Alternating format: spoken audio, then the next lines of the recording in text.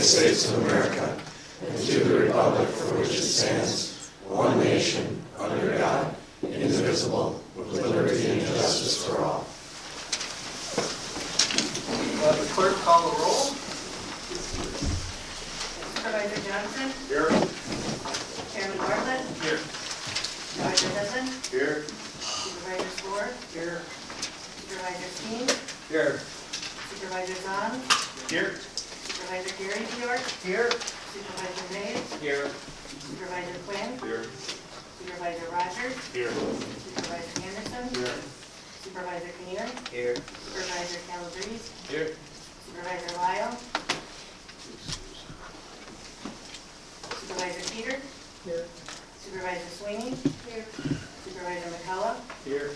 Supervisor Story? Here. Supervisor Vandermeulen? Here.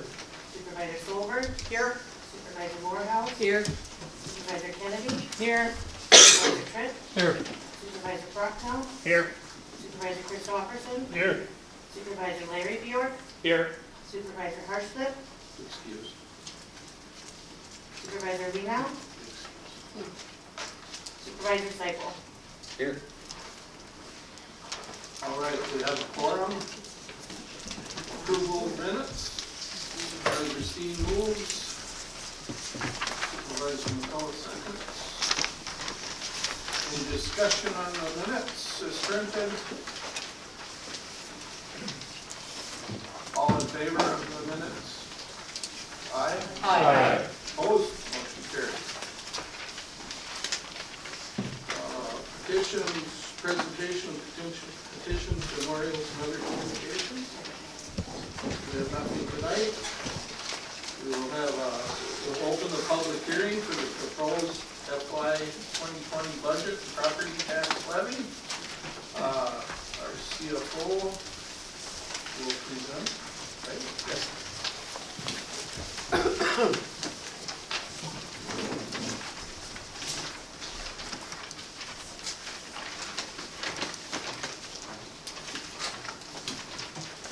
Good evening. Thank you, Mr. Chair. All right, up on the screen is the proposed 2020 budget as recommended by the Executive Committee. And it has been updated since the published notice did go out. This was acted on by the Executive Committee at its meeting last week. And I'll hit the highlights of what's changed. The Executive Committee last week did approve a proposed 2020 budget as a result of receiving a legal opinion to clarify how the county is expected to and required to levy taxes to pay the 2012 annual debt service for the construction. Summary of the impacts of this overall change to the public hearing notice proposed 20 budget follows. And they're highlighted, the areas that were impacted are highlighted in yellow throughout the presentation up there. The total budgeted revenues decreased by $573,000 and the expenditures decreased by $614,000. 100% of the debt payments for the neighbors are funded by a tax levy, which is a requirement of the bonds that were issued in 2012. And that increased the tax levy by a little over $1,047,000. This takes us to the full state of Wisconsin levy limit, which is highlighted in the bottom box of that presentation. This is the summary that you've received before. It was also in the Executive Committee packet from last week. The tax rate based on countywide equalized value increases by 6 cents per thousand, which is the first increase since 2015 to $7.21. If you look at this summary of the tax rates, the one above, the section above, is what was in the public hearing notice. It showed a 27-cent tax rate decrease per thousand. But that was with us not levying enough taxes to meet the debt service requirements for the neighbors. Down in the bottom portion shows where we're at with the proposed as recommended by the Executive Committee. And that's a 6-cent increase in the tax rate. Again, it's the first increase since 2015. Let's see here. The neighbor's budget for NBC, Paul, you do that, thank you, was adjusted to remove the budgeted debt interest payments.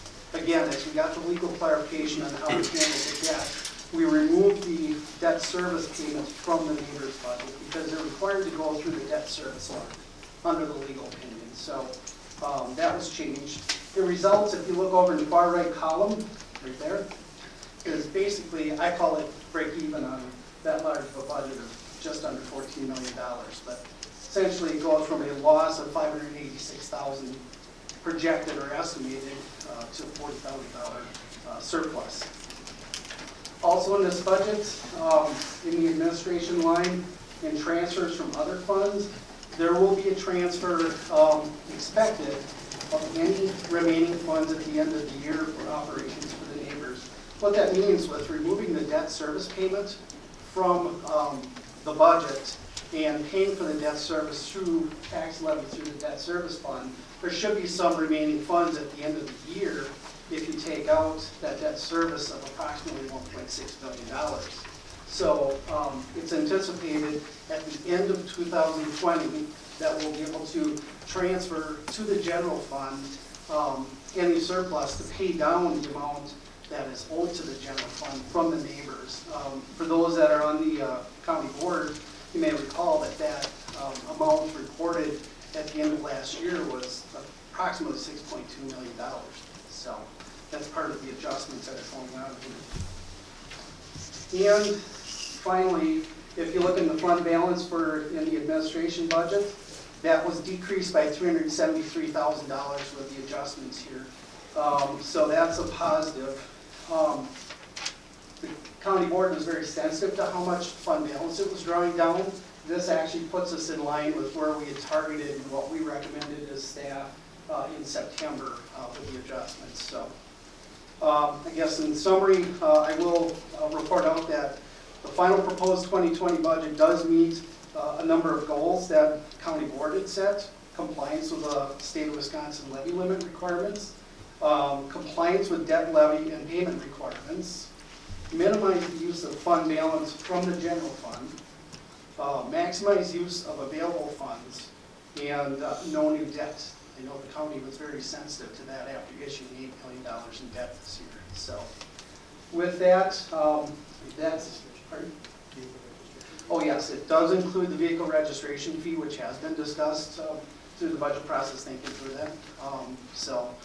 Again, that's looking at all sources of revenue available to the county to be able to balance the budget and get the priority projects done for the year. So with that, I'll open it up for any questions. Any questions from the county board?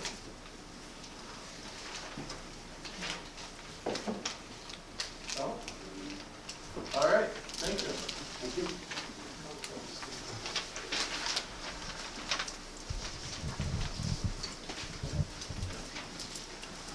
Now is the time for public comment on the budget during the budget hearing. And after the hearing, after we're done with the budget hearing, then we'll go into public comment for all other things. So we'll start with, I have one name signed up, Zach Hall. If you want to come on up. Please state your address. Yeah, you can go to the podium here. State your address and your name and address. Hi, my name is Zachary Hall. I'm at 1725 Meadow Hill Drive here in Menominee. And my purpose for speaking tonight was just to speak against the wheel tax. My point is, it seems like the taxes never end. I pay income tax, state, federal, Social Security, Medicare, property taxes. In addition to that, pay vehicle registration fees, which already increased this year. For example, the light truck went from $85, $86 to $100. The $20 additional is just excessive. Wheel taxes are extremely unfair. I have several vehicles that would be applicable to that, so it's going to cost me a good amount of money. Whereas I can only drive one at a time, so I'd be more in favor of it if we can only tax, per household, or something on a lesser basis. But I don't have all my vehicles out at one time creating damage, so I don't agree with that whatsoever. And another thing is the vehicles that create the most damage are not subject to a wheel tax. Log trucks, milk trucks, tractors, heavy equipment. So it seems like we're really punishing everyday drivers for no reason. So, and also the way it was explained to me, it was basically the wheel tax is being used to cover up for the fact that, for lack of a better term, money was robbed from the transportation fund to be used for other purposes. So that also seems highly unfair to me. If it's being used for other, social services throughout the county, maybe all the county taxpayers should pay for it, not just the drivers. It seems to me that the county needs to do the hard work of cutting expenditures rather than just raising taxes. That's all I have. Thank you. Thank you. Is there anybody else that would like to speak about the budget, at the budget hearing? Anybody at all? All right. I'll declare the budget hearing closed, and we'll move on to public comment. And we have 2 people signed up. Mark Thomas. Come on up.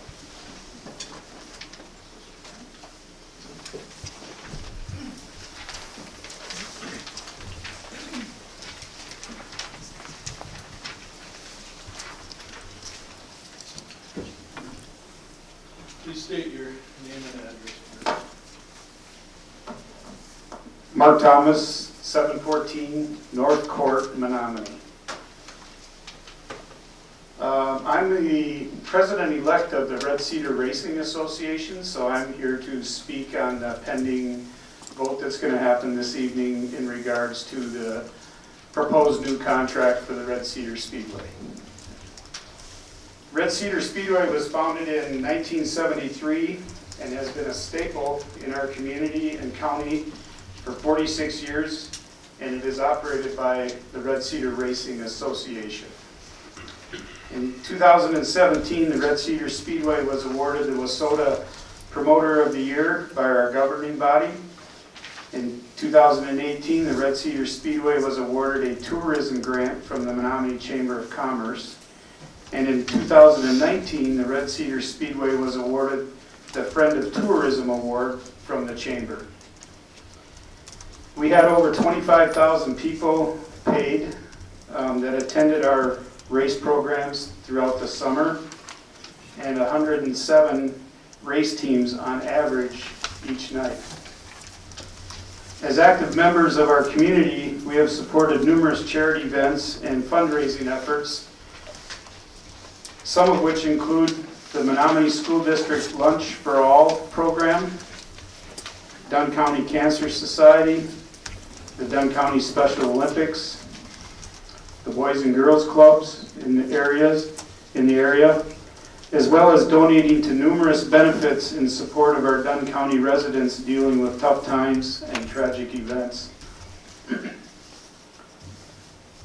Dunn County Rec Partnership, we are very proud of building a strong and positive and productive cooperative relationship with both the Youth Hockey Association, providing fundraising opportunities for their organization through the racing entity, and the Dunn County Fair Board, helping to promote fair events, provide equipment and people power before, during, and after the fair.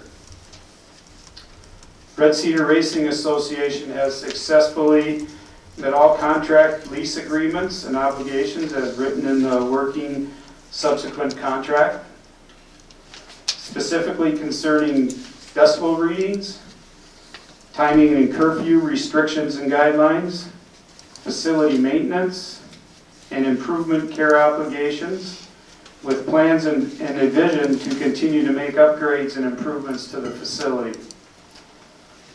In closing, we very much look forward to attaining our new contract and look forward to providing our community members, county neighbors, and future guests to our community with the entertainment option the Red Cedar Speedway provides. As a longtime valued member of our community, we will continue to work tirelessly with our Dunn County rec partners, caretakers, neighbors in the community, working to coexist for an exciting future. Finally, our cooperative effort with the Dunn County Facilities Committee and citizens has been both pleasurable and respectful during this contract negotiation, and we look forward to future opportunities to help make Dunn County even greater. Respectfully, Mark Thomas, President of the Red Cedar Speedway. Thank you. Thank you, Mark. Next, we have signed up Brent Creaser.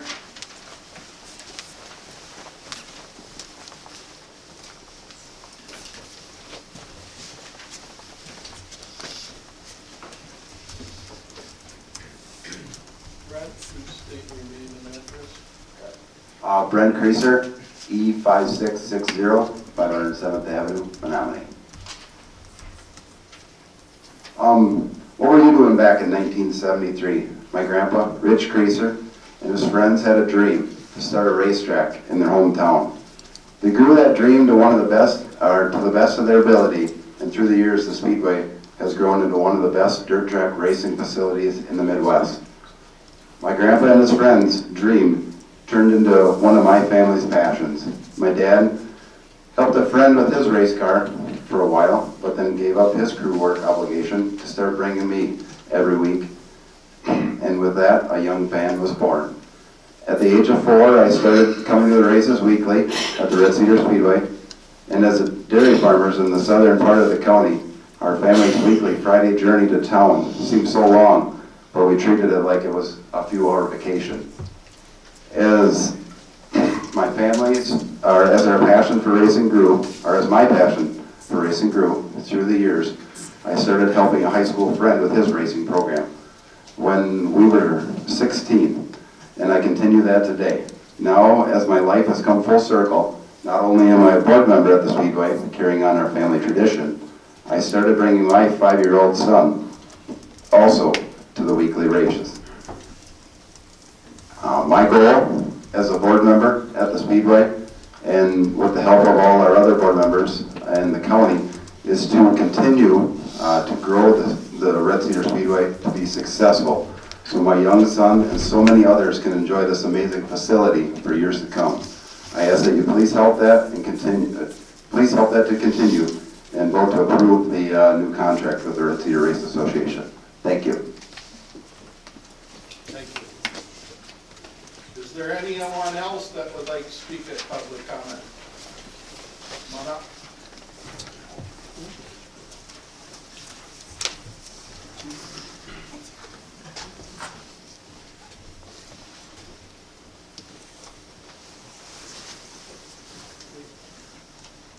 Please state your name and address. Tony Faulkner, 1320 Douglas Street, Menominee, Wisconsin.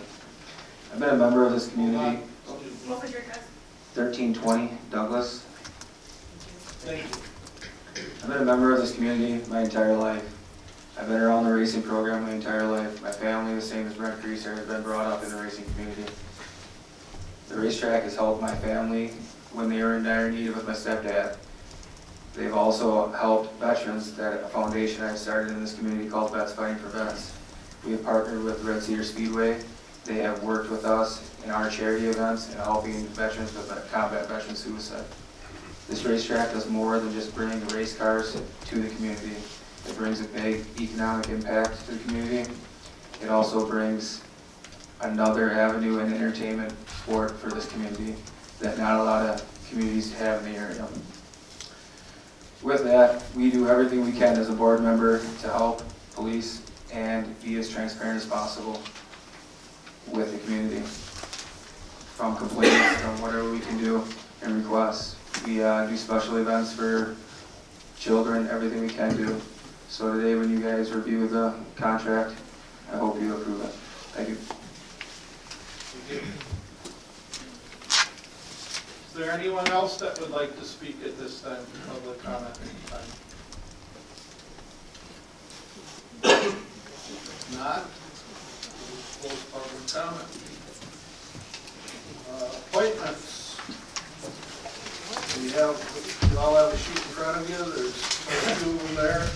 Library Planning Committee, IFS, LS representative, term expires December 2022, reappoint Pat Hager to that. Zoning Ordinance Board of Adjustment, term expires July 2022, reappoint Crystal Halverson. And term expires July 2022, reappoint to succeed Larry Dunn as alternate 2, Barbara Lyon. These need board confirmation, so I need a motion for that. Supervisor McCullough moves, Supervisor Morrow seconds. Any speaking to or against? If not, all in favor say aye. Aye. Opposed? Motion carried. The rest of the appointments are the chairs. Indian Head Federated Library System Board, term expires December 2022. I reappointed Pat Hager. And the Nutrition Advisory Council, term expires November 2022. Appoint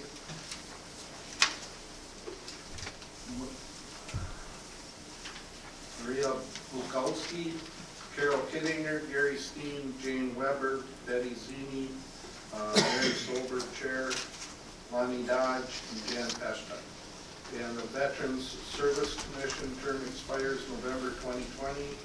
Appointed Timothy Mullen, Kathleen Conduct. And those are just my appointments. So now we will move on to the report of the county manager. Good evening. The first thing that I wanted to talk about was a report on what's called the recycling crisis, and I'm not going to steal Supervisor Gary Bjork's thunder by reporting on the solid waste and recycling program. What I want to talk briefly about is the crisis in recycling in the United States right now, and which sets the stage for what we're experiencing in our own recycling waste program. I attended in October a convention in the International City County Managers Association. And one of the most heavily attended sessions, I mean, people were up to the rafters and spilling out the door, was on the recycling crisis. And I learned things that perhaps I should have already known, but still it was eye-opening. 40% of the recycled commodities from the United States, 40% of the world market for recycled commodities was China until 2017. Up until that time, China would accept recycled materials from the United States and other places with up to 3% contamination. So put it in simple terms, if a resident puts a ketchup bottle and hasn't washed it out, they've contaminated that load that they're set out on the curb for recycling. But 3% was acceptable per ton of contaminated material for many years in China, and that's 40% of the world market. In 2017, China decided it had an environmental catastrophe on its hands because of the contaminated materials and changed its standard in a program called China SOAR, reduced the maximum amount of contamination it would accept in recyclables from 3% to 0.5%. The upshot was that there's not a single recycling business in the United States that was set up to meet that standard. So 40% of the world market went away. And when the United States turned to other markets in Southeast Asia, for instance, we're in no way prepared to handle an increased volume of recyclables as a result of China's decision. So the commodities market for recycled materials crashed and tanked. And all of the industry predictions is that that's not going to change anytime soon. What was among the eye-opening realities that came out was that for about 40 years, the cost of recycling, the cost each of us as residents pay that participate in the recycling program, has been subsidized by the commodities price. In other words, we weren't ever paying for the cost of recycling because the commodities price was covering it. Well, that commodity price is at more than a 30-year low now, and it no longer covers it. If we were to attempt to meet the standard that China has set, we would have to, and this is, when I say we, I'm talking about the industry in the United States, we'd have to ramp up staffing and processing equipment and time. In other words, we'd have to hire a whole lot more people, spend more time sorting and cleaning in these large plants where they do this work. But we wouldn't get any return on it. And recycling is, in the end, a business that tries to operate and make a profit. We had to ramp up our staffing by that much. It's a losing proposition. There were a couple other eye-opening things that you don't think about. The standards that we use for measuring the success of a recycling program is tonnage, traditionally. But think about just in terms of plastic bottles, water bottles. Used to be they were fairly sturdy affairs, and you can still find those. But many of them are now far more flimsy, and in fact, in the past 10 years, the weight of a water bottle has been cut in half. So much so, it turns out that when they do the pallets of water bottles, there's only so high they can stack them because it will crush the ones on the bottom. So we used to say the metric for measuring our recycling was tonnage, but we're recycling a whole lot more bottles that don't weigh as much. So tonnage is no longer a good metric. What the presenters, which was this session was presented by Republic, which is a large recycling firm in the United States, is that the entire industry, the business model for recycling in the United States has to change. We can no longer afford to do what we have done for the price that we have done it. Nobody is going to pay for it. Nobody's going to make that work. That's a losing proposition. And in fact, big firms like that are showing the losses in their profits, the margins that are going up. Another eye-opener, glass, which is one of the heaviest commodities to move around.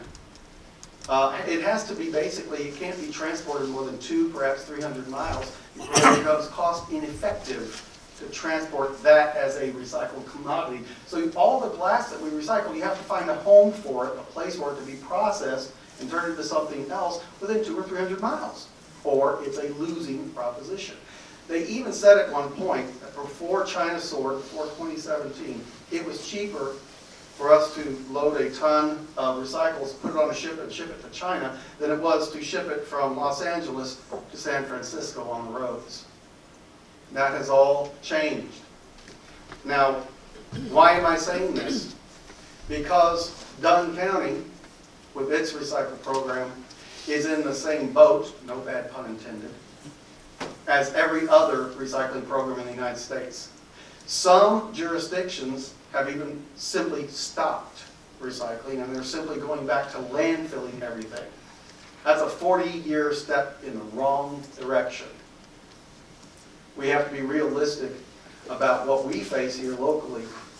Every indication is that the recycling program we have has been a Cadillac program, well received, well run, and very much valued by our residents.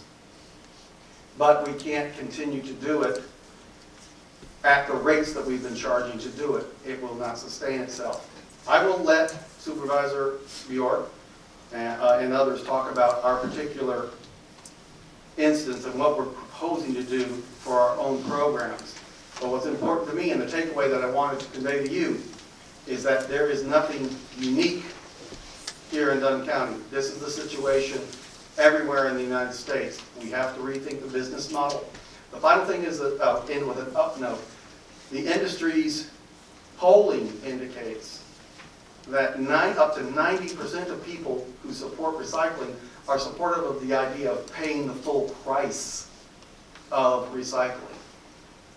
But saying that and then actually reaching into your pocket is often two different things. So that's what I wanted to convey. I'm happy to take any questions that you may have on that issue. Thank you. On happier news, this past month, we interviewed for replacement of Joe Olson, our HR director. Now, Joe Olson leaving is not the happy news. That's the sad news. We've been trying for the better part of the year to convince her to stay, and she just laughs at us. Can you imagine? But we did conduct interviews. We hired a headhunter firm. When we came up with some very, very qualified candidates, it was a tough decision. In the end, we ended up offering the position to the person that I think is the most qualified of those that we interviewed. Her name is Heather Murray. She is here tonight. Heather, you mind standing up? Heather's agreed to start. She'll start December 2nd. She comes to us after having spent 12 years as the HR director in Eau Claire County, 1 year as the HR director in St. Croix County. So she's eminently qualified. She knows county HR. And she, believe me, she interviews very well. She talks very well, and I'm very hopeful about the future. Heather is going to stick around when we take the break here. She'll be available to meet and greet and start to get to know you all, so please take advantage of that opportunity. Not to put you on the spot, Heather, but there you are. Finally, in your packets is the green sheet, which is the purchase orders over $40,000. They're pretty much self-explanatory, hot mix, hot mix. The one thing I did get clarification on the very bottom item, the John Deere loaders are 5 skid steers that were purchased. The DHS is one of our annual payments for our programs. So if there's any questions on those, I'll attempt to field them. If not, thank you very much. Thank you. Moving on, we'll have reports from the departments, and we'll start with the Highway Department financial report. Our commissioner will explain it to us. Good evening, everybody. I handed out a financial report of what I presented in June. Basically, it's the numbers all crunched now towards the end of the year and see where we came in at. It covers all our 6 major sectors of the highway budget. The first one, the highway administration and field administration, have come in right around where we budgeted for 2019. We had no administrative, no personnel changes in there, so we're pretty much right on target for all the highway and field admin. The county bridge construction, we budgeted $238,000 for 2019. That's a 20% decrease over 2018. And the big part of that is in the last couple of years for our polymer bridge deck overlays, there's been a lot more competition among the contractors, so prices have drastically fell. We've taken advantage over that, kind of slid the money around and put it into the roads, have taken it out of the bridges. We anticipate, though, in 2021 and 2022, we're going to have to increase our bridge construction budget because we have signed SMA agreements with the DOT for the 3 bridges, the County Trunk W, the County Trunk K, and the County Trunk Q projects will all take place. W will take place in 2021. Construction of the other 2 will take place in 2022. So we're going to have to probably budget on the upwards of right around $400,000 or $450,000 for those 2 years to cover our 20% of the state projects. County maintenance is projected at $3.1 million, which is approximately $1 million over the budgeted amount for 2019. This increase is going to be offset by the reduction in county highway construction. As with the winter that we went through, spring didn't turn out much better. With the excess amounts of rainfall, frost, it just tortured our roads. We ended up taking about $1 million and sticking it towards overlays just to kind of hold our roads together and keep them from any substantial damage. County construction, as we budget, typically the last couple of years we've been budgeting $3.3 million. We try to increase to keep up with the cost of typical, the labor and the material increases. Try to shoot for $100,000 a year. The last couple of years have been really tough. So worst case scenario is we just try to hold our own. So we're at 3.3 for construction. With the traumatic winter that we had, we ended up reducing county construction by about 1.7 million. Million of that went back to the county maintenance to band-aid up the roads that we had. The other 700,000 we set aside because as of April 30th of this year, we were already over our 5-year average for our budgeted winter maintenance money. So hopefully that 700,000 will take us through to the end of the year until we can start a new budget cycle. As a result of the decrease in county construction, we reconstructed about 5.43 miles of road, and that brings our construction cycle to just over 78 years, 78.32 we're at right now for road construction. Number 5 is probably the worst that we've seen in a while here, the county winter maintenance. Our 5-year average actually went down. It was just over 1.2 million. It dropped to 1.77. And the reason for that is in 2013, we had a bad winter. We were at 1.65 million for winter maintenance. So 13 was bad, 14 is at 1.7 and some change, so that one will drop off next year. And then 15 actually got quite a bit better. That was just right around 900,000. So if we can go back to that, that would help our averages out.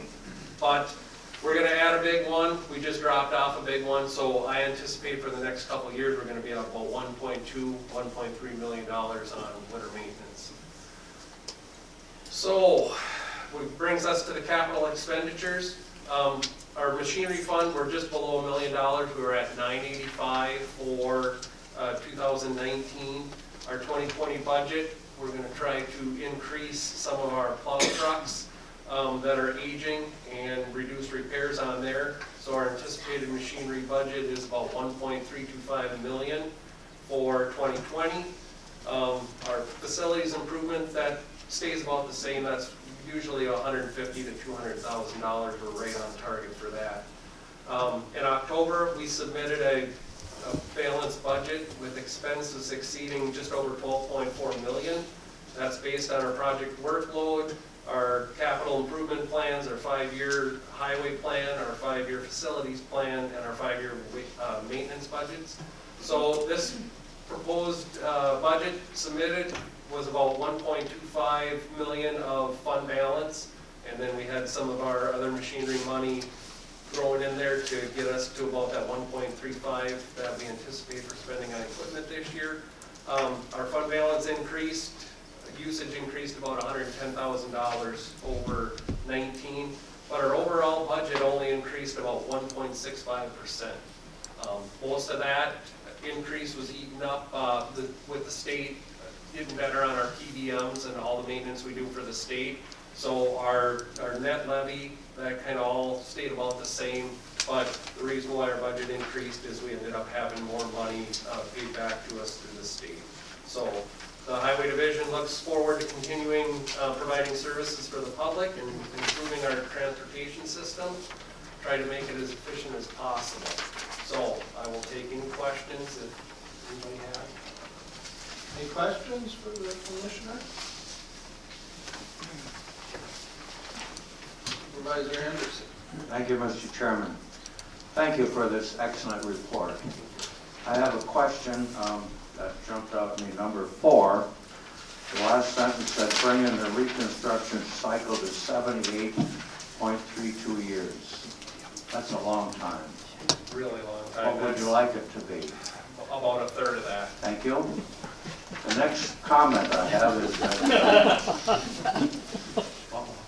It's brief, yes. the next comment I had was that Chairman Seipel, Chairman of the Highway, told us at another meeting that because we've been so frugal, that we are lacking then getting a return on state highway aid. that is correct, right? That's correct, yep. So when we are so careful about spending money on highways, in a way, we're losing out on what we could get more state. Would that Yes. also include federal? No, State? those are different programs, but just our GTA from the state, the general transportation aids, we left about $260,000 to $270,000 on the table that we would have been eligible for, but because we're not spending money internally, kind of that match money, we ended up giving back. The GTA's increased overall with the last state budget by 15%. So when we take either a reduction, a 5 or 10% cut in our GTA, that means that gap to get me back to zero where I was last year, and the 15% that the state said they were gonna increase, somebody else is getting more than a 15% return on their money. So the whole key to it is if you invest in your infrastructure, the state kind of rewards you with upping your GTA and kind of paying you back. When you don't meet that threshold and you either stay level or go backwards, your GTA decreases because you're not investing in that, and then it's basically passed on to the people that are investing in infrastructure. Thank you. Thank you, John, for reminding us of that. As far as the winter, I don't anticipate this winter being any different from last, just with the 18-month or 20-month weather patterns. 17 and 18, and 18 and 19 so far kind of have mimicked each other. So I anticipate this one being just as bad snow-wise as what we just went through last spring and winter. That's why I'm growing the beard here, so I'm all ready for the snow. Any other questions?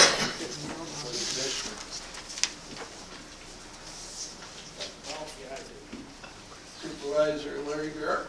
I'm still unclear on what the discussion was as far as, we haven't authorized the wheel tax, right? That hasn't been authorized so far. No, we're gonna, that's on the agenda tonight. Right, so I mean, how does the wheel tax, yay or nay, affect John's budget? It would reduce my budget by about $765,000, approximately $750,000. Okay, so, where does that money go then? If the highway department, if the wheel tax is implemented and it reduces your budget, If it's does that give implemented, you I'll extra get the dollars money. to spend, or do the dollars go someplace else? I mean, I understand how the wheel tax is to be focused for highway, right? Okay, so if that money comes your way, is that somewhere in here? That's in the budget, Yep, Larry. yep, that's in the budget. So it's in the budget before it's passed? Yes. Yes. The budget It's proposed. Okay, Yeah. gotcha. There's about $4.7 million between levy and wheel tax. Of my 12.4, 4.7 of that is levy and wheel tax from my budget. So if we eliminate the wheel tax, that would reduce my pot, the levy registration pot combined to about $4 million. And the rest, the other 8.5 million is all outside sources, tone work, state reimbursements, GTA, the SMAs. Okay. Thank you. Any other questions or speakings through the?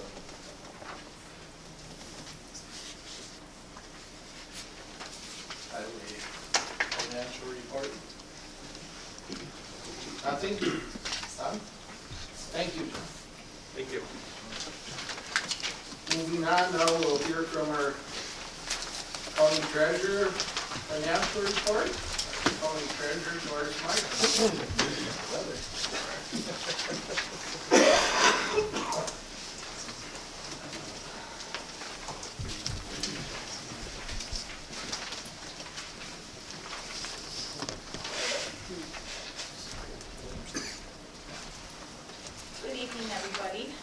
Doris Meyer. I'm the county treasurer here for Dunn County. I'm not sure if all of you are familiar, but our office is very small for staff. It currently consists of myself, and I have a full-time deputy treasurer, a part-time fiscal clerk, and a seasonal tax collectionist, that works during the peak collection times. Again, this past year has brought several major changes to our office. In October, we completed our first year of our new tax collection software, which was GCS. It seemed to go relatively smoothly for our department, although we spent a lot of hours beforehand planning and doing the validation of the data.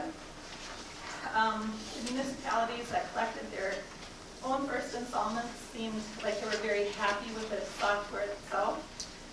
And after they got over the initial anxiety of a new program, they seem to be very happy and do very well with it. One of the nice features of the new program is the reporting side of it. This has made the settlement process a lot easier, both on the municipality side and the county side. Your interesting fact for the day, for 2018, we generated and printed 32,683 tax bills. So it's a lot of work in a short amount of time, and we're coming up to that time again of the year to get them generated. So it is very much a crunch time.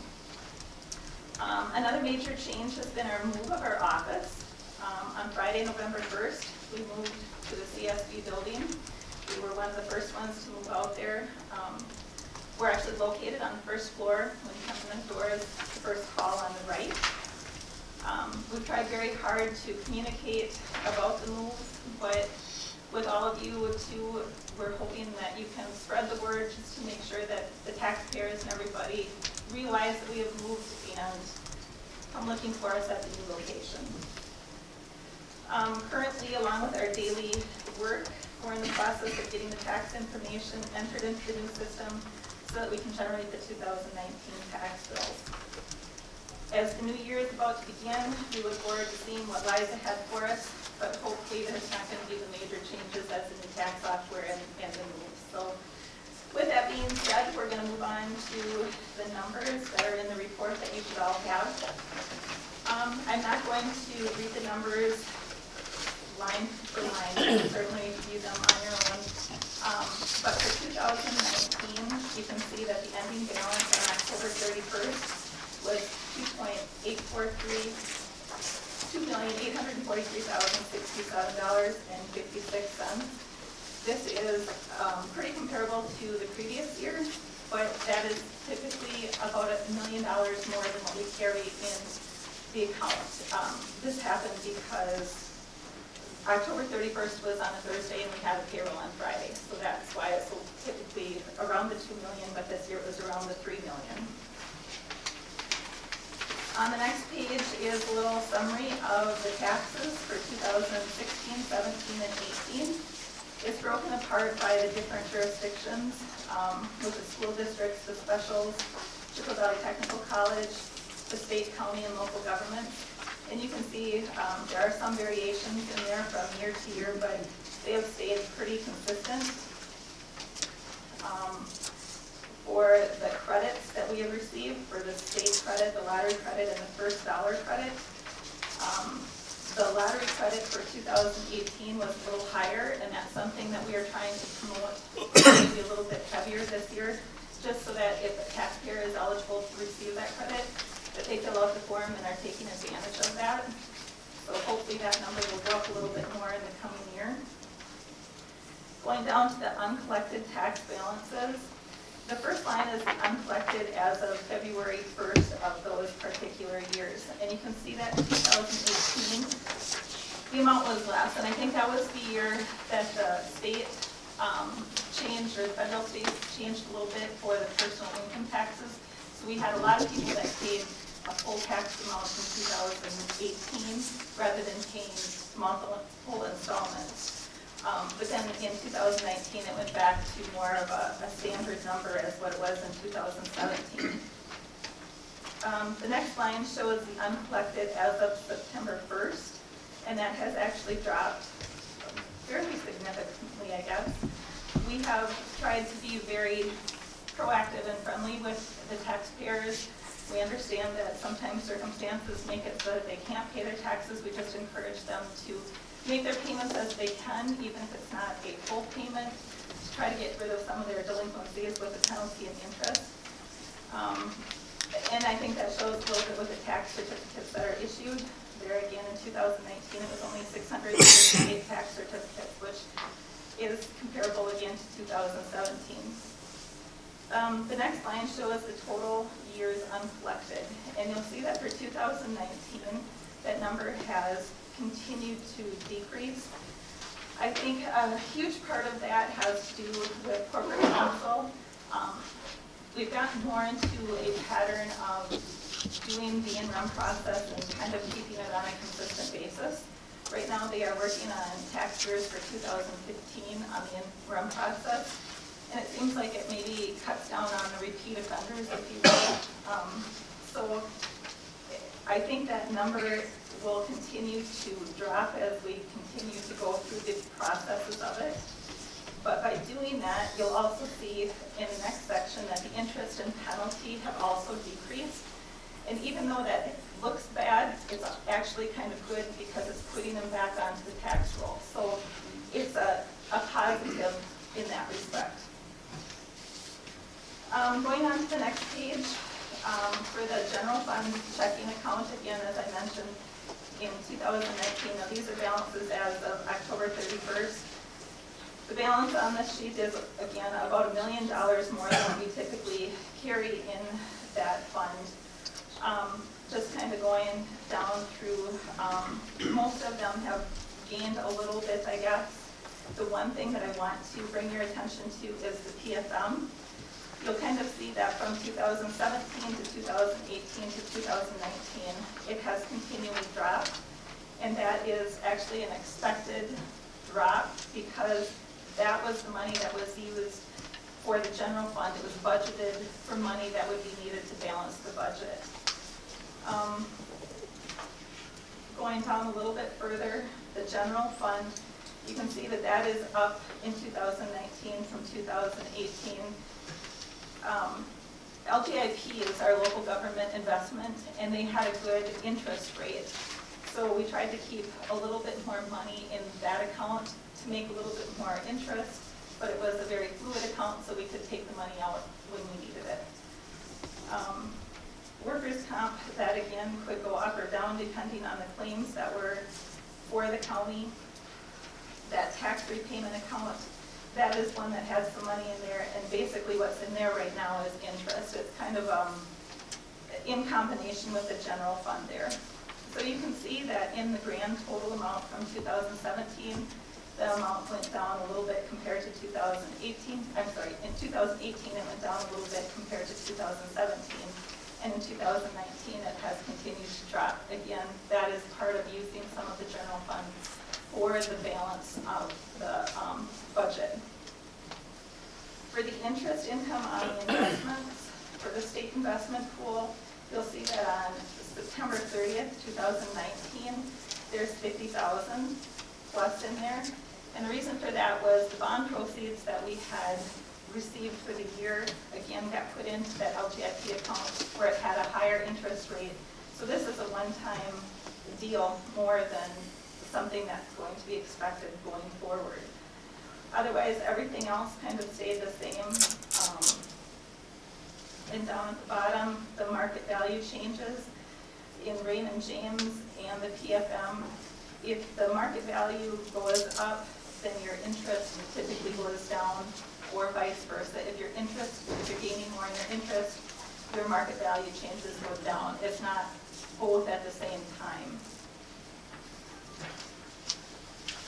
On the back page, it just has a breakdown of the state shares revenue, the exempt computer aid, and the sales tax that we've received. We should be getting our final payment for the state shared revenue on Monday. And on the bottom, it shows the top 10 taxpayers. These top 10 taxpayers have been consistent over the past quite a few years. Whether that's a good thing or a bad thing, I'm not sure, but that's where they're at. So I guess that's what I have for my report. Don't know if anybody has any questions. Are there any questions for the treasurer? Supervisor Larry Bjork. I don't know if you're the right person to ask, but at one time we had a discussion on the taxable property in the county, or what's the proper term for the valuation? Is that right? Equalized valuation. Equal as value.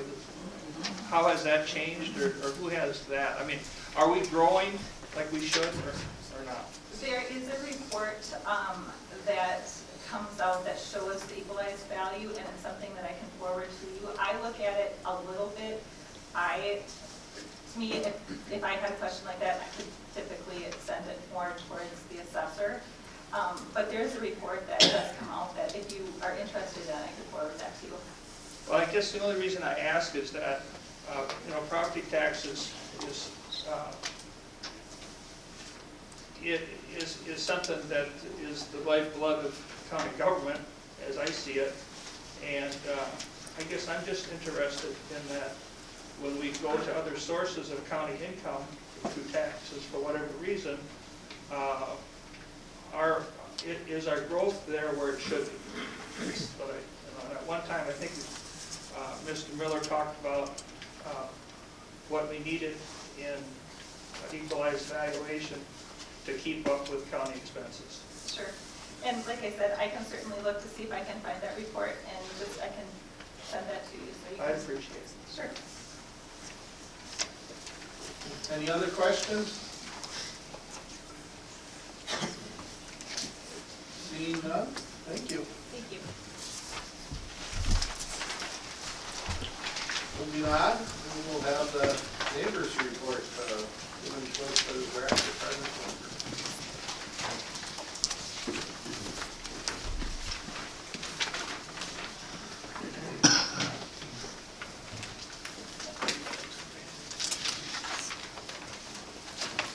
Hello, my name is Carmen Funker, and I'm the Administrator Community Mentor for the Neighbors, which is the nursing facilities that we're going.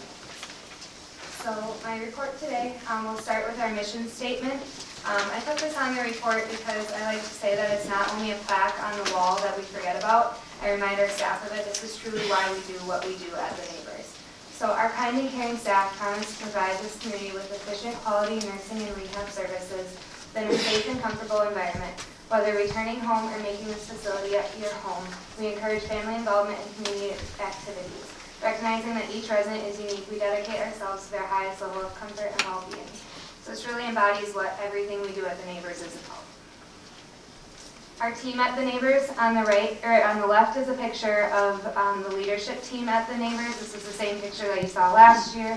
It is pretty much the same team, and we are missing one person in that picture. And then on the right is a breakdown of all of our current staff that are actual Neighbors employees. It's 161 individuals that are employed by the county at the Neighbors. This does not include any contracted staff, so any of our agency nursing staff, therapy staff, physicians, pharmacy, respiratory therapy, any of those services are not included in this count. This is solely Neighbors staff from the county. And this is also on the report for if you would like to look at that breakdown. Our census for the year, you remember last year, one of the big things I talked about was Arrowhead being reopened. When I gave my report last November, it had been open a little under a month. This is happy news to say that Arrowhead has remained open for the entire 12 months of this report. Even when census has dropped, we have remained able to keep it open. When closing a household, it's very difficult to reopen a household because we can't simply admit one resident to that household. That would be unfair to that resident to be by themselves. So if we were to reopen, it would take multiple people being admitted on the same day. So we've done our hardest work to keep it open as best as possible and adjust staffing accordingly to lower census months. I would also like to point out that all of my graphs and data for this report are from the 12 months since my last report, not from a fiscal year. So it embodies the full 12 months and not only 2019 up to this point and missing the 2 months of November and December from last year. So all of the data comes from November of 2018 through October 31st of 2019. For the fiscal year of 2019, we had a budgeted census of 82%, which in residents per day is about 112. For the 12 months of this time frame of this report, our average was actually 88%. If you see on the graph to the right, the blue line is the budgeted census for 2019, and the green line is our average monthly census by month. The best month for the year was July, which was 93% average, which is actually kind of odd. Normally the summer we have some dips because people don't like to be in a rehab facility in the summer. There's less elective surgeries, things like that. December was our lowest month. That is typical. Again, people do not like to be in a nursing facility, if at all possible, for elective surgery and rehabilitation around the holidays. And if they are already with us, they try to discharge right before the holidays as well, if at all possible. And that dipped down to 111. So that was the only month in this 12-month period that was below the budgeted census of 112. We also do expect this to continue. Our peak that we reached this year was 132 for our census, which is a 96% occupancy rate. We do expect this to continue going forward for many different reasons. We've all heard the buzzwords, the baby boomers are aging up, the silver tsunami, all of those things. It's an industry-wide known fact that our population is aging, as well as our skilled nursing beds are decreasing. So that is not a positive for the industry, it is a positive for us that our beds are continuing to be full. Admissions and discharge activity. On the left is a chart of all of the admissions, discharges, and people who have passed away at the neighbors in the past 12 months. We had 287 admissions over the past 12 months, 184 discharges, and 96 deaths. And then across the other three columns are the breakout between the buildings. So the left is the total, and then it goes through the three buildings. As you can see, Central is much higher. That is because that is primarily our short-term rehab building. So that's in and out way more frequently than the other two buildings, which are long-term care. In this 12-month period, we had 626 referrals to the neighbors. So when a referral comes in, that can be from a hospital, a family member, a hospice organization, or an MCO such as Inclusa, can refer people to the neighbors. We assess every referral that we get, make sure that they are appropriate for a nursing home, we can meet their skilled need, as well as they have a payer source. Of those 626 referrals, we had 287 admissions. This all takes a significant amount of time. The paperwork and processing for analyzing a referral is about 4 hours of staff time per referral, as well as the paperwork processing for an admission is about 5 hours of staff time. So this amount of influx in and out is very time consuming for the staff. Also on the right, I have a breakdown of the discharges. Typically when we hear, say in morning meeting, there's 4 discharges today, everyone groans because that means our census is going down. We like to remember that discharges is part of what we do. It means that we help someone rehabilitate to be able to go home. So even though it sounds, oh my gosh, we have to refill those beds, it sounds as a negative, people are leaving, it truly is a positive because we are doing what we are there to do and help people get better and go home. The graph on the right shows how many of the people that discharged were able to go home. So this doesn't mean to the hospital, to another skilled nursing facility, or even in a facility. The part in the blue is all of the people who are able to actually rehabilitate and go home from the discharges. So that is about 87% of the people that discharged went home. So 160 of the 184. Surveys. So we talk about surveys a lot. I know it's in Elton's report almost every month that we had some survey in the building. Each of our neighborhoods are separately surveyed. Over the past 12 months, we've had a survey in each building. Central was in December of 2018. We received 3 minor citations for the health side, and then the life safety code side, we had no citations. which is a huge feat. The health side looks at the overall quality of care and well-being of residents. Life safety code side primarily looks at fire code and the building. In June of 2019, East had their annual survey. We had 5 minor citations and 2 life safety code citations, all minor. And then in September of 2019, West had their annual survey. We received a citation-free survey for health citations and 1 citation for life safety code. That is an extremely huge feat. That is very rare that there is a citation-free survey. If you look at our regulation books are about this thick, and we were able to meet all of those regulations to compliance. So we are very proud of our West team for that. We also did have survey in Central Building just last week. We have not received the official results of that, but the preliminary results were positive for that as well. Changes in our region for our survey team. So every survey team has a region. We're out of Eau Claire.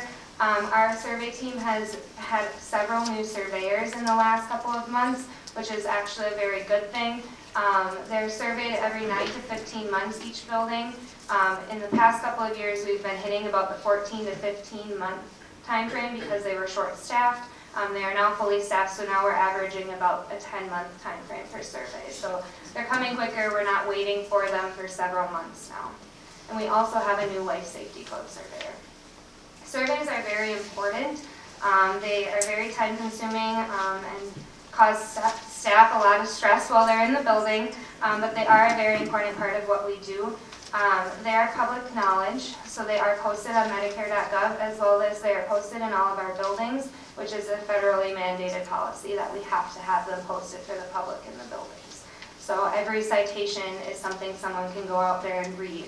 So they're very important that we keep those minimal. And then it also can be a financial burden. If we receive high-level citations, they come with fines. So luckily, none of these citations in the previous year received any fines because they were all minimal. And the final thing that makes them very important is they directly affect our 5-star rating. So star ratings. All 3 of our buildings are currently 5-star facilities, which is a small percent of buildings in the country are 5 stars. So it's very important to keep those up there, and that all starts with the survey or health inspection. So I have a breakdown of how we get to a star rating. It's also in the written annual report, but I thought I'd go over it a little bit because it's a bit confusing. So all 3 buildings are separately rated, and they are rated starting with the health inspection, which is the survey, staffing, and quality measures. So we get a star rating for each of those 3 components for each building, and then an overall star rating, which is based on them. So it starts with the health inspection rating. So the highest 10% of health inspections in the state receive a 5-star for health inspection. The bottom 20% receive a 1-star. The rest of the buildings are somewhere in the middle. So it starts with the health inspection rating, and then to that health inspection rating, you add a star if the staffing is at a 4 or a 5-star. If it is the same or below the health inspection rating, you don't add a star. And if it is a 1-star, you lose a star. And then you take that rating for whatever you get from that, and then you add a star if your quality measures is a 5-star, and you take a star away if your quality measures is a 1-star. You cannot go below a 1 or above a 5. So it all starts with the health inspection, but then the other 2 get thrown in there as well. If your health inspection is a 1-star, you cannot be above a 2-star for your overall rating. You can only add 1 star after that, even if your other 2 are both 5. So that health inspection is extremely important. And that is a very confusing process, and they don't really explain that when they're in the building or anything like that, but it is you can look up on CMS's website, and there's a better description of that as well if you're interested.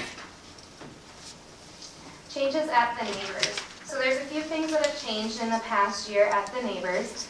We do have 1 new person on our leadership team, Lisa Blakely, RN. She is the assistant clinical mentor in the Central Building.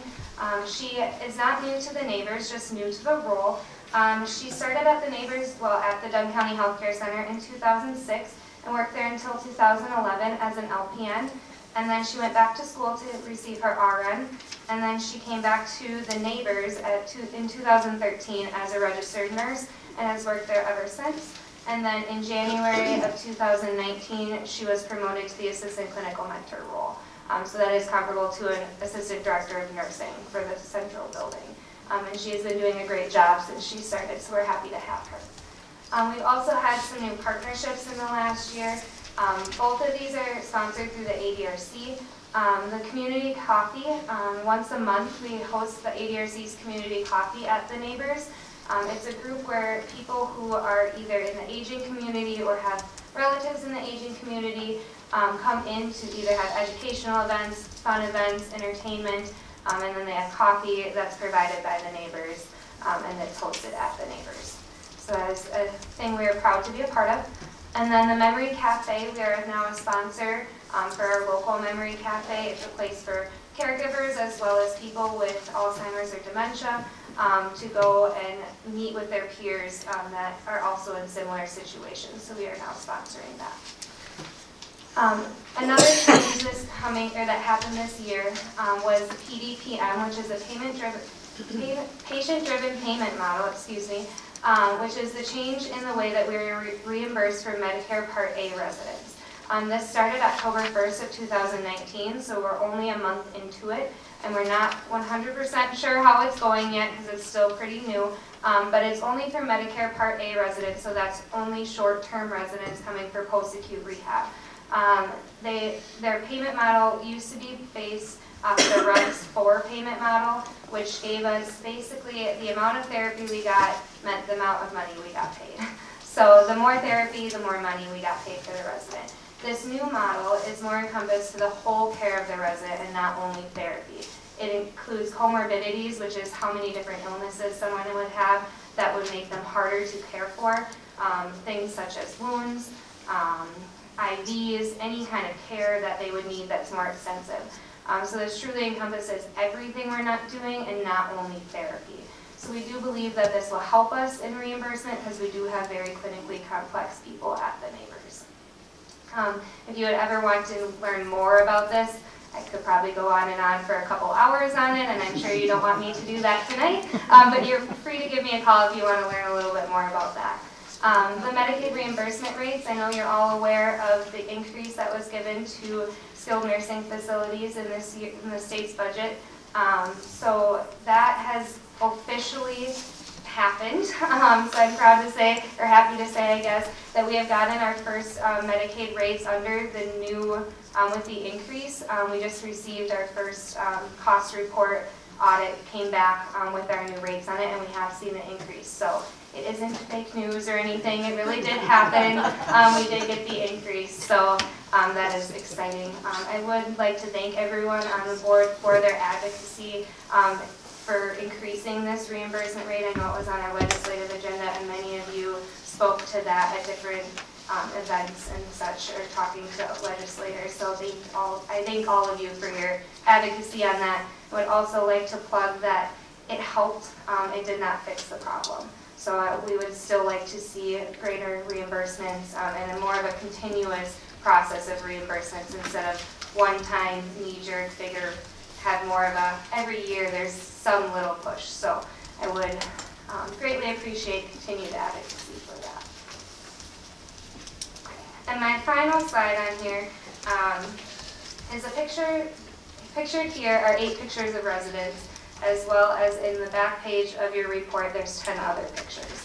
I was at a training this past year that they focused on our why.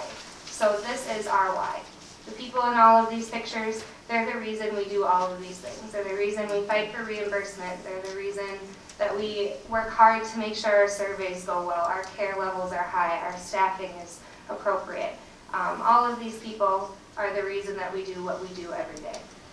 In the past 12 months, the Neighbors has served 407 residents. Based on the amount that were in the building on October 31st of 2018 and every admission since. So 407 people in a year were helped by the Neighbors. So we are very honored to have them with us. So for that, as of 568 people between the 407 residents and the 161 staff, I thank you for your continued support of the Neighbors. Does anyone have any questions for me? Any questions from the supervisors?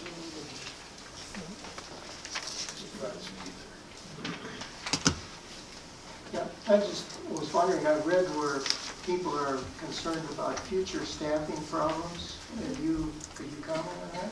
Yes. So there is a great staffing need. We are having staffing problems. Every healthcare organization in the country is having staffing problems. There's simply just not enough people. When I talked about the aging population, as of this coming year, there will be more people over 65 than there is people under 5. So our elderly are outnumbering our young. So there's not enough people in the working generation to take care of the aging generation. We have been struggling with staffing. That is always a need. We're working our hardest to keep the staff we have and entice new staff, but that definitely is a shortage. There's also advocacy towards changing some policies and putting some of the money in reimbursement to directly go to staffing costs as well to help facilities with that. Anyone else? Supervisor Larry Garrett. Thank you. I just always seem to have a lot of questions, but the staffing thing was on my mind, and it was a disappointment to me in Health and Human Services that home health care is no longer offered in Dunn County. Have staff from home health care been able to be utilized at the neighbors? Yes, so we have had 2 staff. We did invite all of the home health care staff to come out and tour the neighbors, talk to us about it, offered all of our positions to them. We did have 2 home health staff come and work at the neighbors. We had 1 CNA and 1 RN who are currently working with us that were part of home care. No other staff were interested. Thank you for that. Anyone else? All right. Thank you.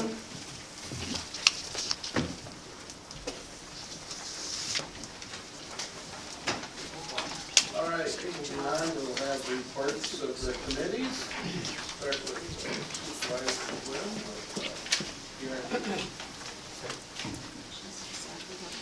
Thank you, PRD. We had 2 meetings this past month, relatively light schedule. We dealt with zoning fees, made a move to increase fees to cover actual costs, asked staff to determine what the actual costs of the various tasks we licensed and tasks we perform are, and adjusted our fees to cover that, including adjusting fees to cover contractual services if customers need to have their needs processed more quickly. We agreed to do a revision and update of the comprehensive plan, something that happens on a regular schedule, and we're now at that point where we need to do it. It's been almost 10 years, I think. This will require us to contract for some outside help to do that, but the committee will do that during the next 12 months. We had a report on the groundwater level monitoring project. The project has been monitoring the groundwater level in the county. This is a project that was started approximately 4 years ago, 2015. It's a partnership between Dunn County, Chippewa, and Eau Claire counties, and the U.S. Geological Survey. Basically, Dunn County has established 8 monitoring wells across various parts of the county and installed what they call well-and-tell monitoring systems on them, so you can do either remote monitoring of water levels or fairly quick manual reading. And then those are tracked over time. We've got 4 years of data now that we reviewed, but the idea is to have a longer-term tracking. And that will provide us with important information to help long-term water management and collaborative data collection. We approved a preliminary plat for a proposed subdivision in the town of Elk Mound, and we acted on purchase offers for several in-rem tax forfeited properties that the county owns. One of those we accepted, and 2 we did not accept. Thank you. Supervisor Mays, facilities. Thank you, Mr. Chair. We held our last meeting on October 23rd, and some of the items that we discussed was we did have a request from an outside party as far as holding a demolition derby at the Dunn County Rec Park. It will be on the agenda for our next meeting. The fair and fair board, they are working on getting judges for the next fair already. They're working hard on that.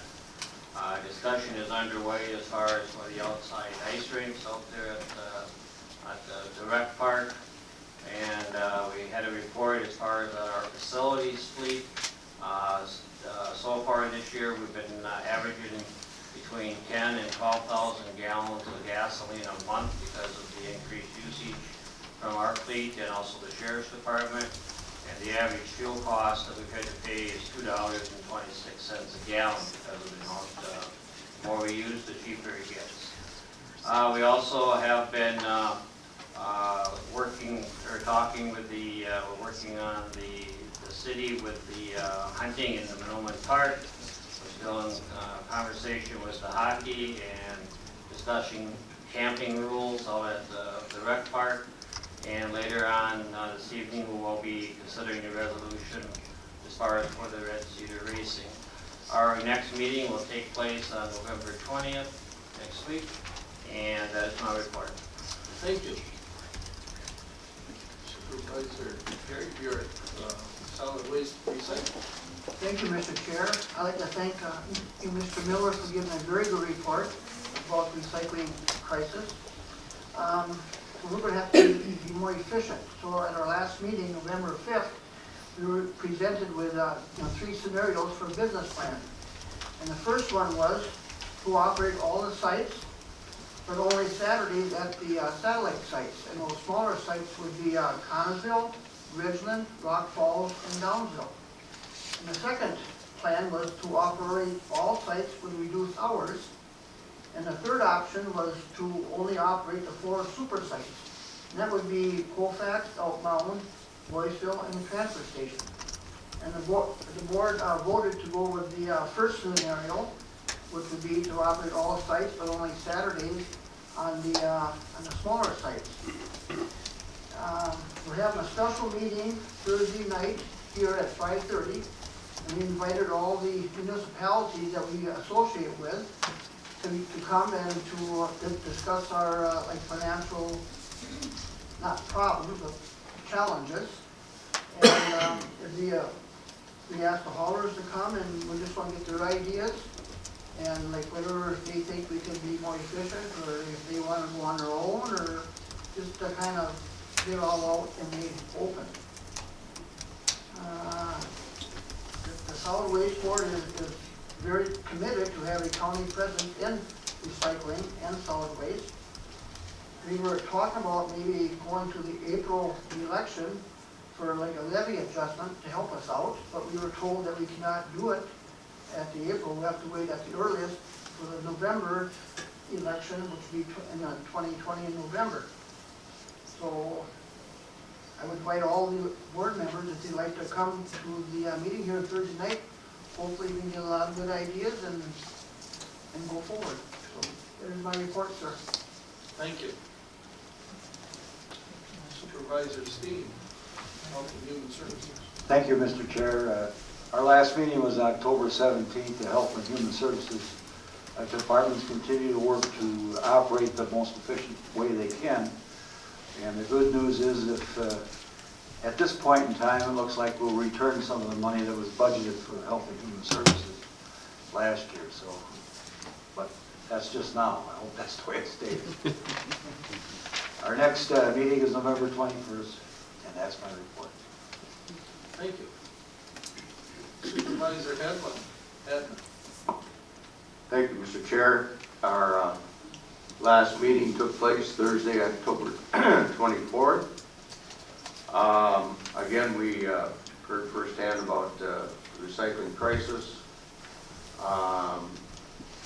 We talked to the investment advisor, Mr. Brian Johnson from PFM, who advised us that our investments were doing well. Investments this day and age when it's mostly interest and such are not great, but they were better than they performed in the years past. We also heard from all the department managers, county clerk, corporate counsel, criminal justice, finance, human resources, and got some very interesting information from IT, who informed us that in the past year, 39,000 people used our GIS website and to get information about property throughout Dunn County, and as that interest came as from far away as China. It's become a very important tool as people can look for properties to buy, vacation properties, investment properties, what the transportation layout looks like in a county. Are the railroads here? Is interstate highways here? That was something I didn't expect. 39,000 people were interested in Dunn County.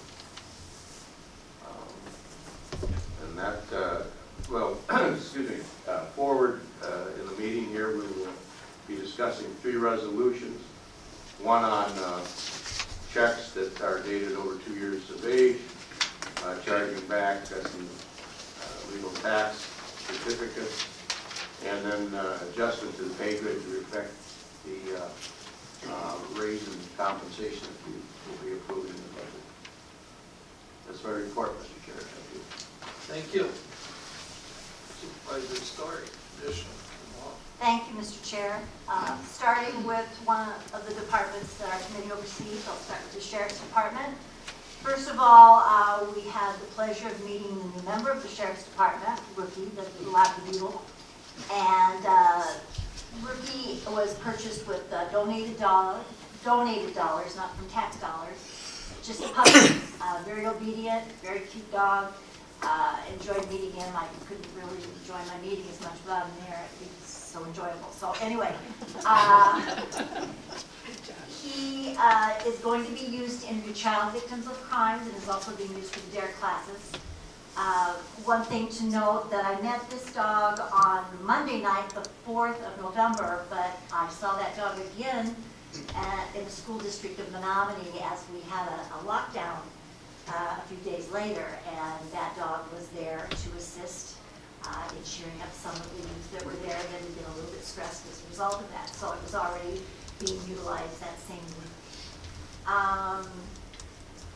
The other thing that is new to the Sheriff's Department is the state prisoners that are being, actually they should have received those state prisoners today. State prisoners are going to be prisoners that come to Dunn County that will bring us more revenue. They'll be $51.45 per day, which will help the revenue. They're there for 120 days, and then they move on and they go to the Dodge. Well, so they come from the Dodge Correctional Facility, but then after they are done there, they go back to the Jackson Correctional Institute. Based on their behavior in our jail, will give them a good indication of where they will actually go. So their behavior is very much looked at, and so it's very important that they do a good job and be good, and then they are going to move on to the next facility, and then we will get another cycle of prisoners that will come into our jail. Their budget is looking good, so that was something that's good news to them. The courts, Katie reported that in going after all of the debts that are owed to the county, that again she achieved more success, and that now she's received to date over $607,000 in funds that are owed to the county, and out of that, I believe about 25% of those funds do come back into the county. So not all of them come back in, but some of them do. So I teased her a little bit, and I said, when we do need a new addition to the judicial center, we're just going to have to go after her, because she's going to have all the money that we can use to do that with.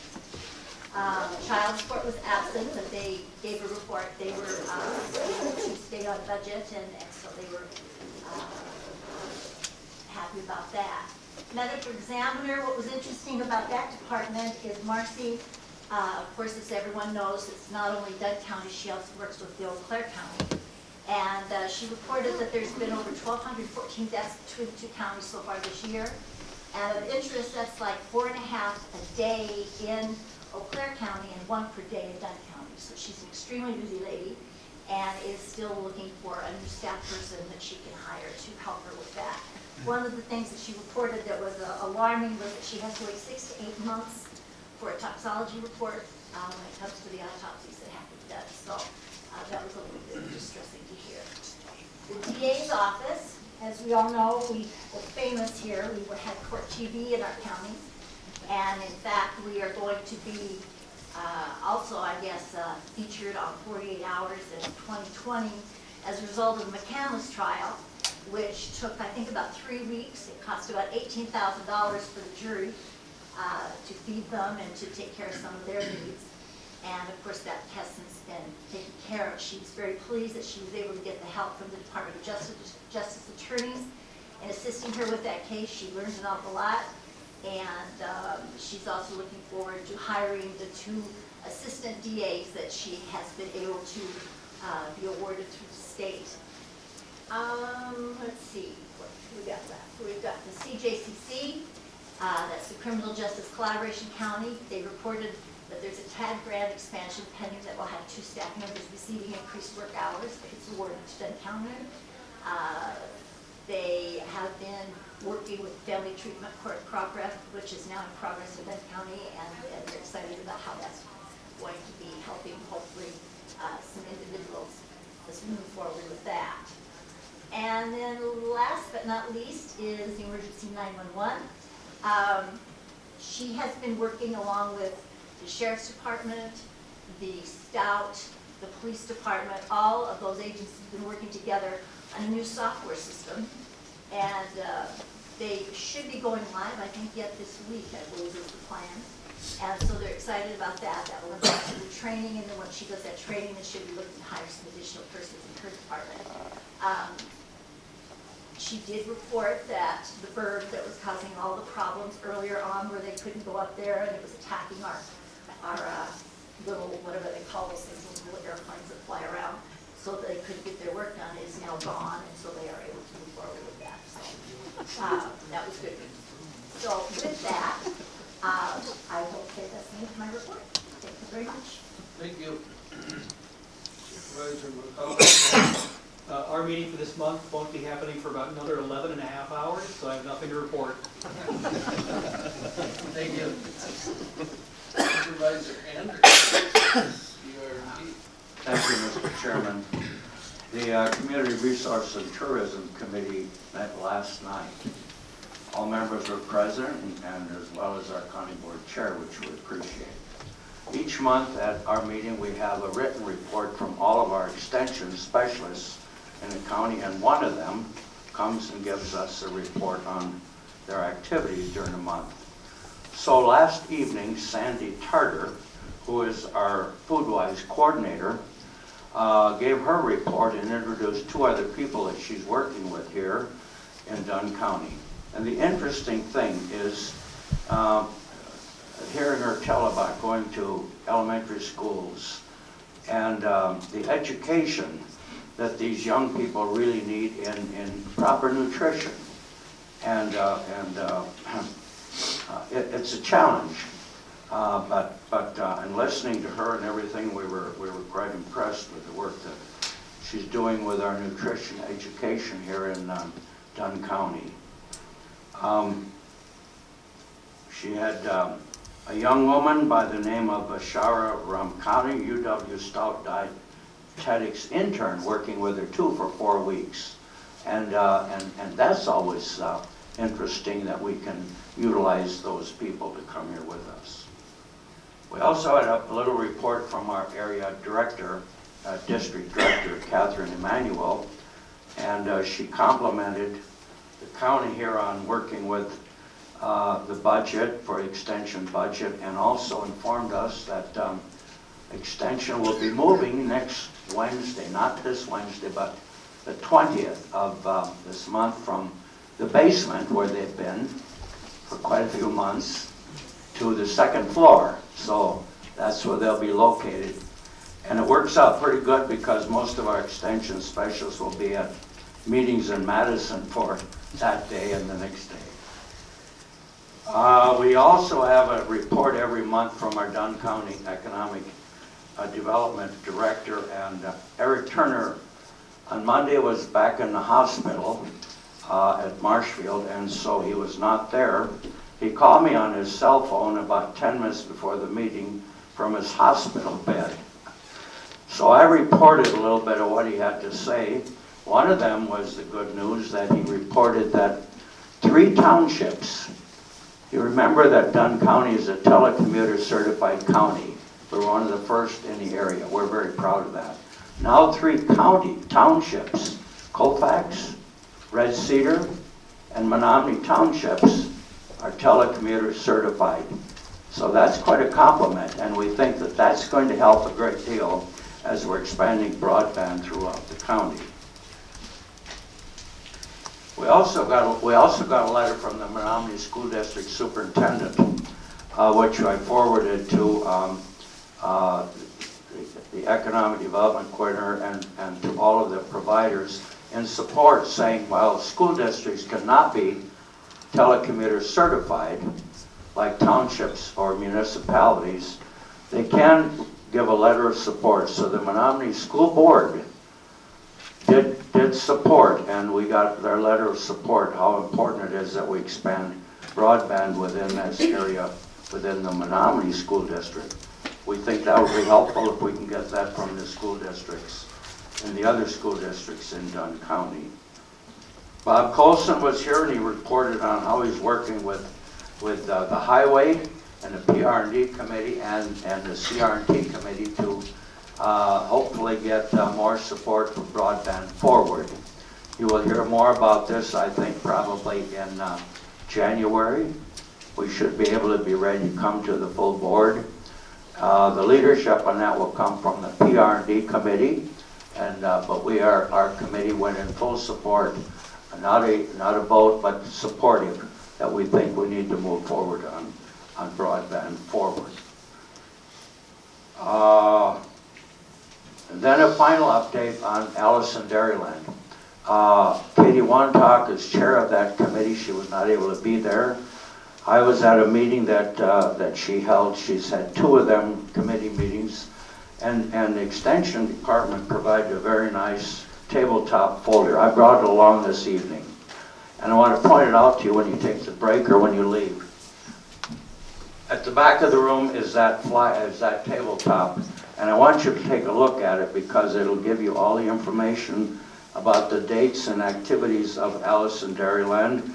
And there's a little flyer in there too, a little brochure card rather, that if any of you can help in any way or in a committee, we'd like to have you fill out that little card and leave it in the box there. Our committees, and I've already taken this folder to 2 different meetings and was well received. And we think that's a nice, take a look at it when you leave that tabletop folder out there, which will give you a lot of the information and update on Allison Dairyland. And finally, we had an update. We all talked about a developmental work plan with another one of our extension specialists, Joseph Malone, who's a community educator. And we spent quite a bit of time listening to Joe present his approach to strategic planning and community asset mapping, he called it, and sustainable livelihood approaches. It was a very interesting program. And I think that many of us realized that here's a person we can use anytime that we need help in setting up some of the models we might want to use here in Dunn County. And finally, Bob Colson then talked a little bit about the zoning ordinance, chapter 13, the amendment brought back forward. I'll talk to you about that more at another meeting when we have more information. And that completes my report, Mr. Chairman. Thank you. Supervisor Seifel, Highway. Thank you, Mr. Chair. I don't have much to report this month either for the Highway Committee because we haven't met since I last reported at last month's county board meeting. We'll be meeting tomorrow morning in about 12 hours, right after the Transit Commission meeting at between 8:30 and 8:45. But I will report, you know, I guess it's obvious to all of us that we're back in the 2019 winter maintenance season here, and we are mixing salt and sand. We've had a chance to get out on some of the state roads and lay some salt and sand out in some of our busier county trunk roads. And we also got to try out our 2 new tandem trucks. Had to tweak them a little bit and on the freeway, but everything is a go for the ice and snow. Tomorrow we'll be getting an update on the Highway M status regarding the Corps of Engineers, and we'll be reviewing an update from the ATV Association on another trail request there on Double B. We'll also be reviewing and taking action on some truck and truck equipment bids. So that's my report. Thank you. Supervisor Christopherson, Neighbors. Thank you, Mr. Chair. First, I'd like to thank Carmen for her excellent report, and I'd like to thank the people that are working at the Neighbors. When you look at the 5-star ratings around the country, this is superb. I think we get lots to be thankful for in Dunn County, that we are taking care of our older people as best we can, and our ratings are right, and I can put all the thanks on the personnel that is working there and Carmen for leading the group. Other than that, I have no more to report. Thank you. Thank you. Supervisor Tripp, do you have anything for? Nothing, thank you. Thank you. Well, at this time, we usually take the break. We have cake in the back, celebrating 59 years of being in this building. Beautiful building, beautiful boardroom. Our boardroom in the new building isn't going to be quite as beautiful as this, I will say. It's going to work. But anyway, it's almost exactly 59 years. It was, we started using it November 5th of, 1960. So we have 2 other things. We have cake in the back. Say hi to our new human resources person, Heather, and say goodbye to our present human resources person, Joe. It's her last county board meeting that she'll be working. I think she's going to come back. From now on, it's all volunteer. Next year. And get a presentation. But this is her last one to be working, so kind of sad to say goodbye to her. Mr. Chair, if I may, I think it would be in order to give her a hand. Right. I was thinking to wait till the end, but we can do it now.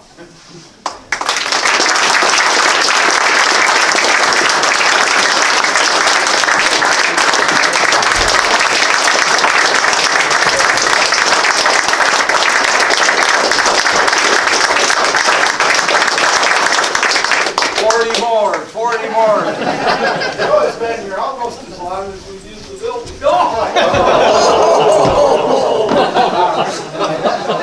Jeez.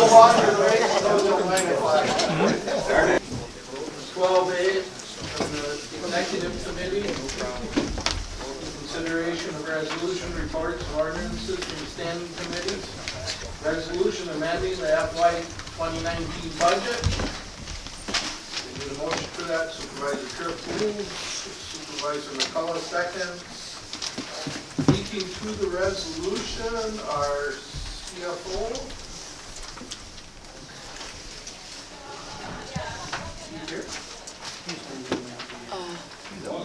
To us?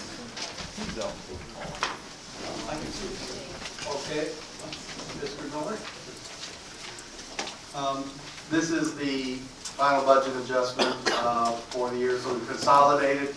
We have in here budget adjustments for the Department of Human Services that represent some additional grants, adjustments to grants. We've got a budget adjustment for the sheriff and the first responders cost center. Remember, these budget adjustments allow the acknowledgement of the receipt and authorize the spending of the additional revenues. And then we have the one major budget adjustment from solid waste and recycling in the amount of $290,000. That is due to overages and expenses as alluded to in the prior reports by Supervisor York and myself. In any event, rather than have a separate voice vote on each of these, the backup information, of course, is part of the resolution itself. I'd be happy to try to field any questions you may have. This resolution will require a vote. Roll call. Supervisor Tripp? Thank you. The points have just been made. Any other questions or speaking to budget adjustment? If not, as Mr. Miller said, this is a roll call vote, and we'll have the clerk call the roll. Supervisor Larry Bjork, Yes. Supervisor Calabrese, Yes. Supervisor Christopherson, Yes. Supervisor Hartsup, absent. Supervisor Hickman, Yes. Supervisor Johnson, Yes. Supervisor Kennedy, Yes. Supervisor Kinnear, Yes. Supervisor Teeter, Yes. Supervisor Lino, absent. Supervisor Ryle, absent. Supervisor Mays, Yes. Supervisor McCullough, Yes. Supervisor Morehouse, Yes.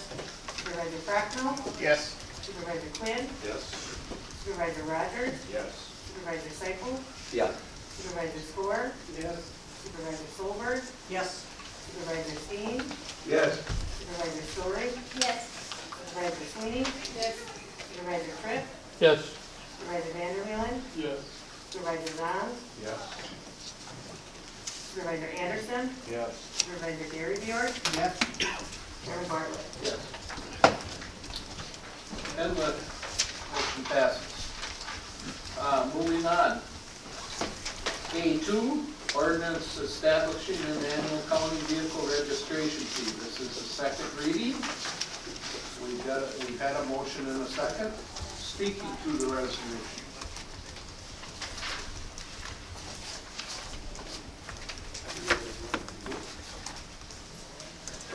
Supervisor Seifel? This is the second reading, as Chairman Bartlett stated, of this proposed ordinance establishing an annual county motor vehicle registration fee of $20 for the purpose of providing the Dunn County Highway Department an additional funding source to maintain our highway system. This reading here it includes the the amendments that were passed last month under 9A and B regarding the review and the sunset provision December 31st, 2022. Last month I laid out a number of reasons why the Highway Department was supporting and recommending this this ordinance. The Highway Department, I'll just touch on a couple tonight again for review. The Highway Department has been facing a significant reduction in the amount of state transportation aids for the past several years, reducing our ability to keep up with much needed maintenance, reconstruction, and overlays on many of our county trunk highways. Dunn County, like many counties, have been facing deficits in our winter maintenance budgets the last 2 years. And this year is forecast now to be another challenging year, just like last year, I believe. We're bound by state law and levy increases, which restricts counties' ability to increase levy to cover our needs. And all this, on top of material cost increases like asphalt, which has gone up about 50% in the last 5 years. The price of salt, the price of equipment has steadily been rising, and it makes it very difficult on our budget, especially to try to keep our roads maintained and better than our, 35 to 40-year average or 50-year average on some of our roads. And so we're faced with three options. We either borrow, or we cut services, cut down on the number of the highway repairs and reconstruction, or we establish this annual county vehicle registration. And so the highway committee and the executive committee recommends adopting this annual registration fee. I support it.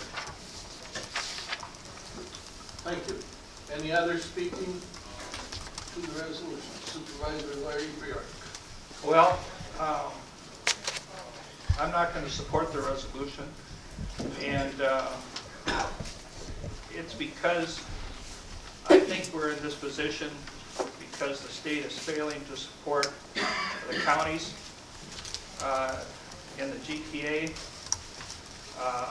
I see how hard the county works to trim expenses in all the different departments.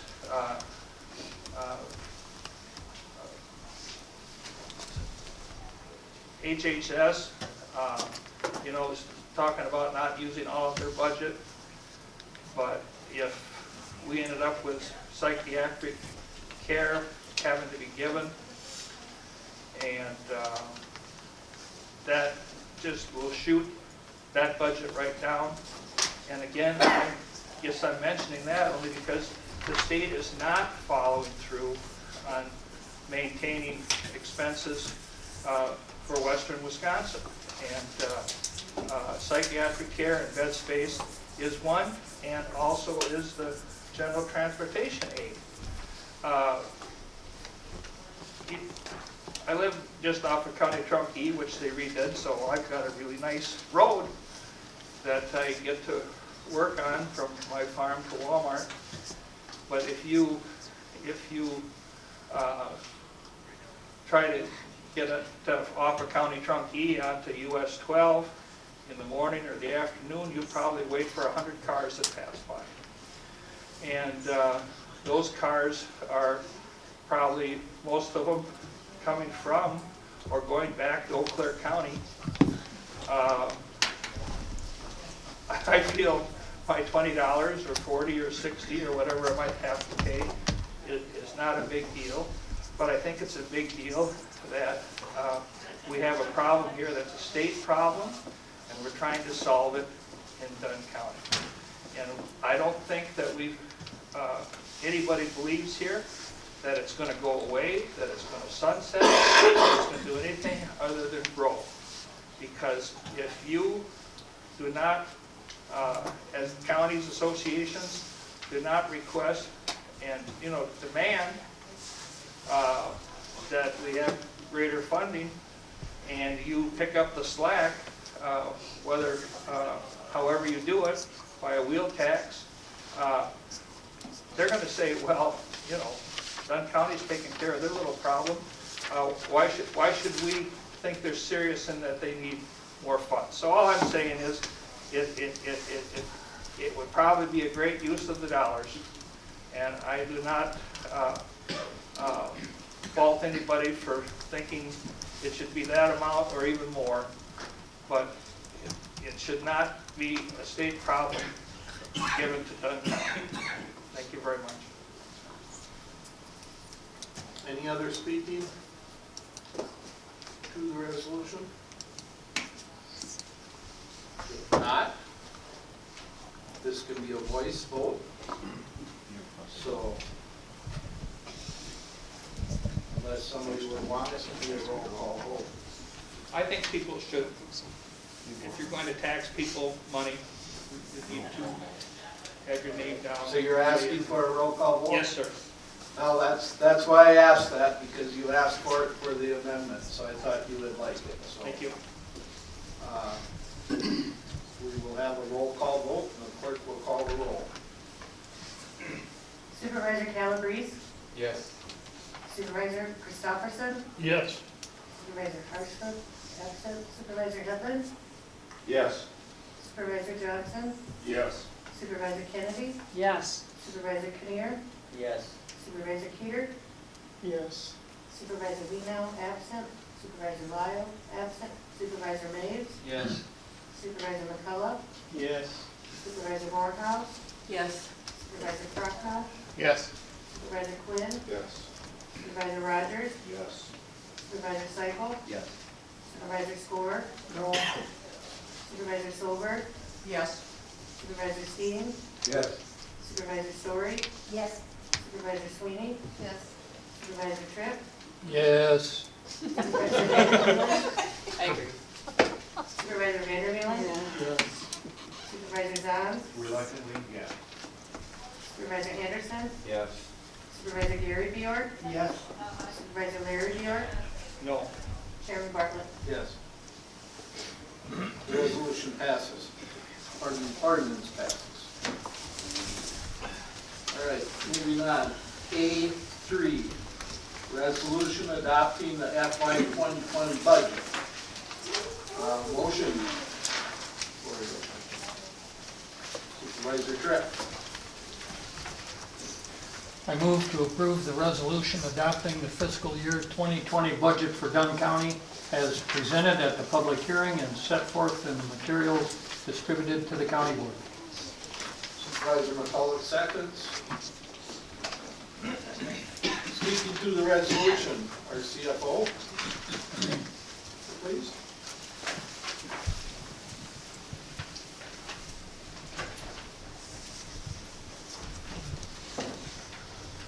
Thank you, Mr. Chair. This passage of this resolution will establish the fiscal year 2020 budget in the amounts shown in the resolution as mentioned in the motion.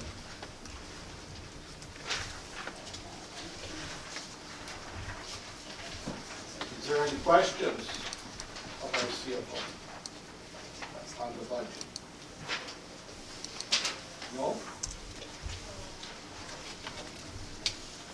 All right, this does not have to be a roll call vote, so all in favor say aye.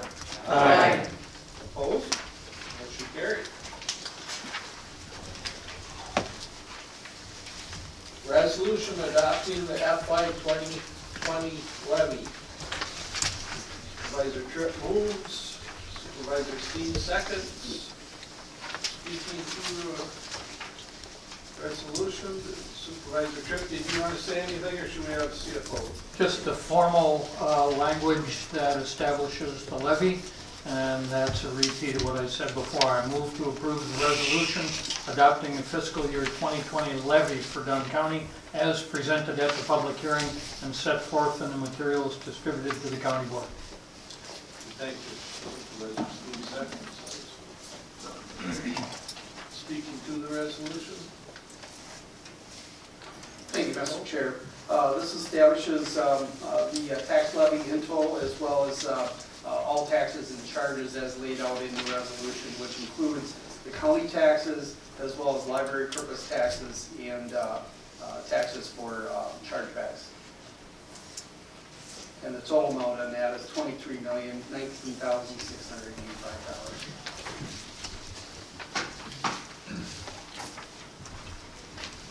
Any questions speaking to the resolution?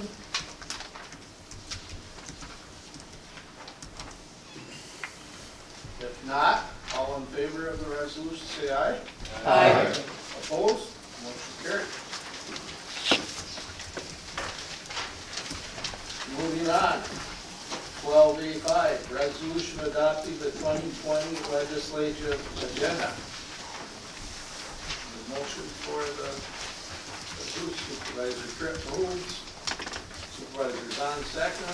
Speaking to the resolution, County Manager Mr. Miller.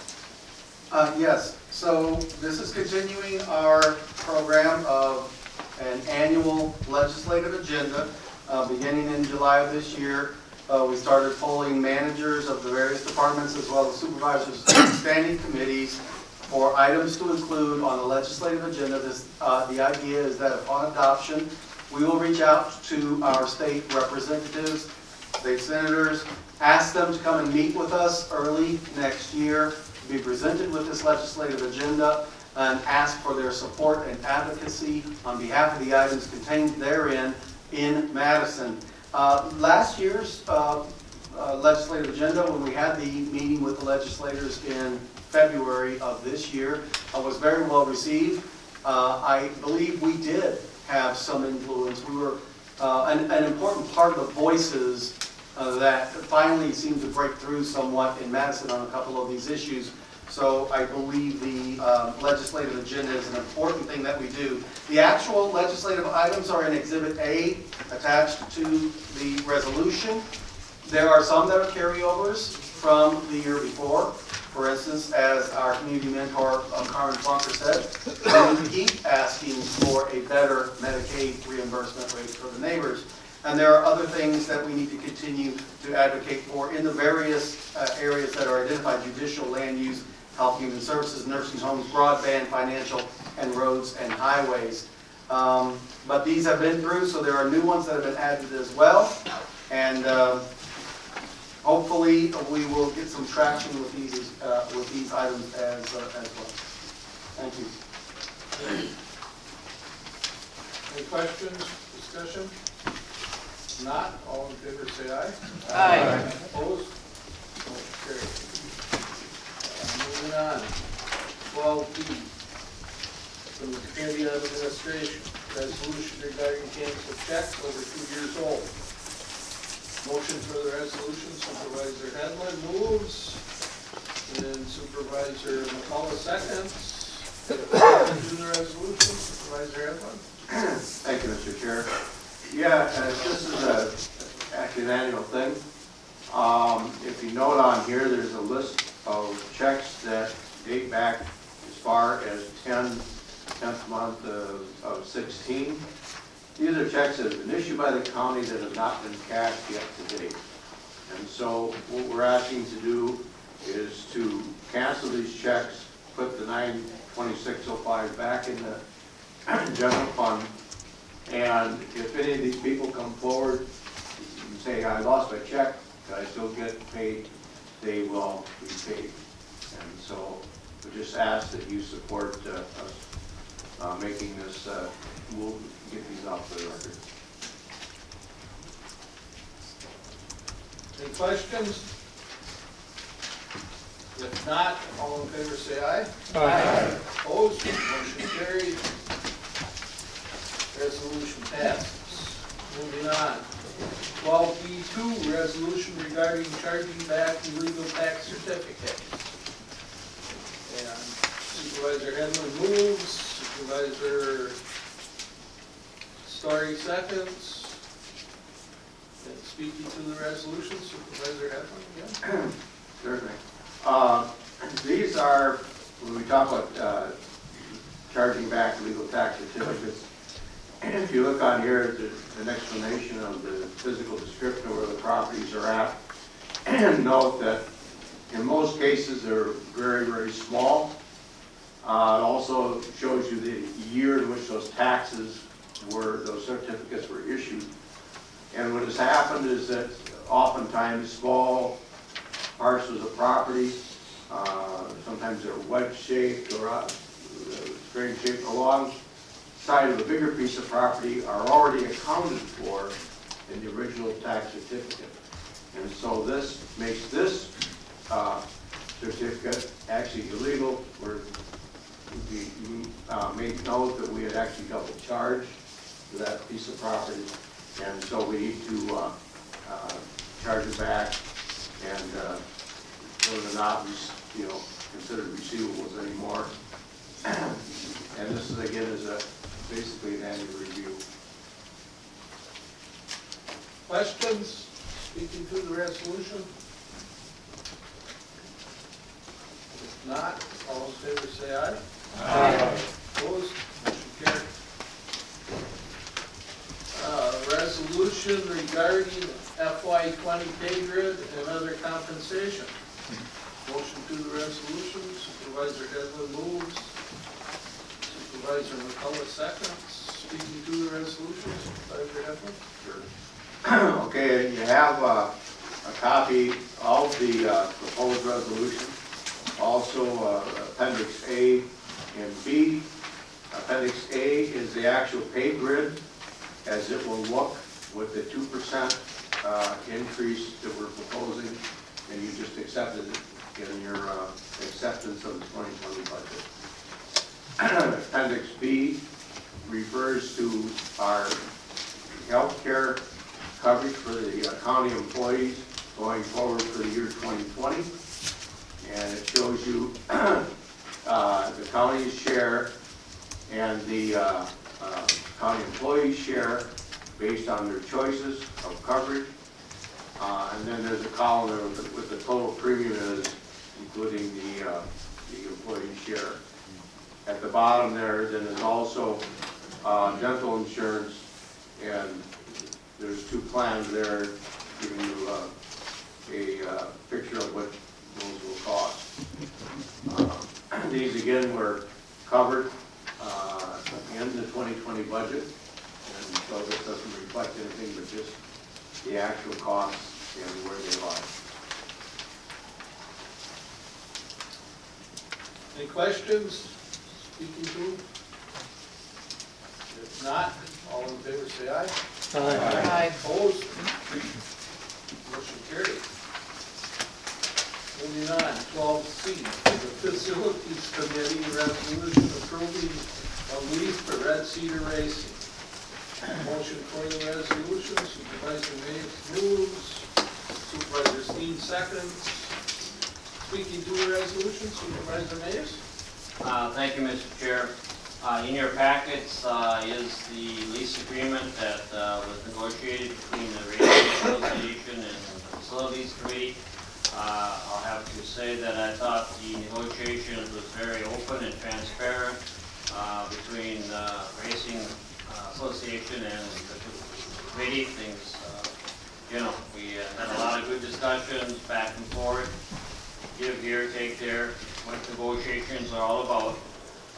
Just highlight a few things on here. A lot of the language is the same as what's been in the past, but this is a 3-year agreement covering the years of 2020, 2021, and 2022, which is in item number 2 there. In item number 3, the season will start the second Friday of April through September 30th. In the past, there's been a designated date, and that was changed just to the second Friday, whatever date that is. That's when the season will start.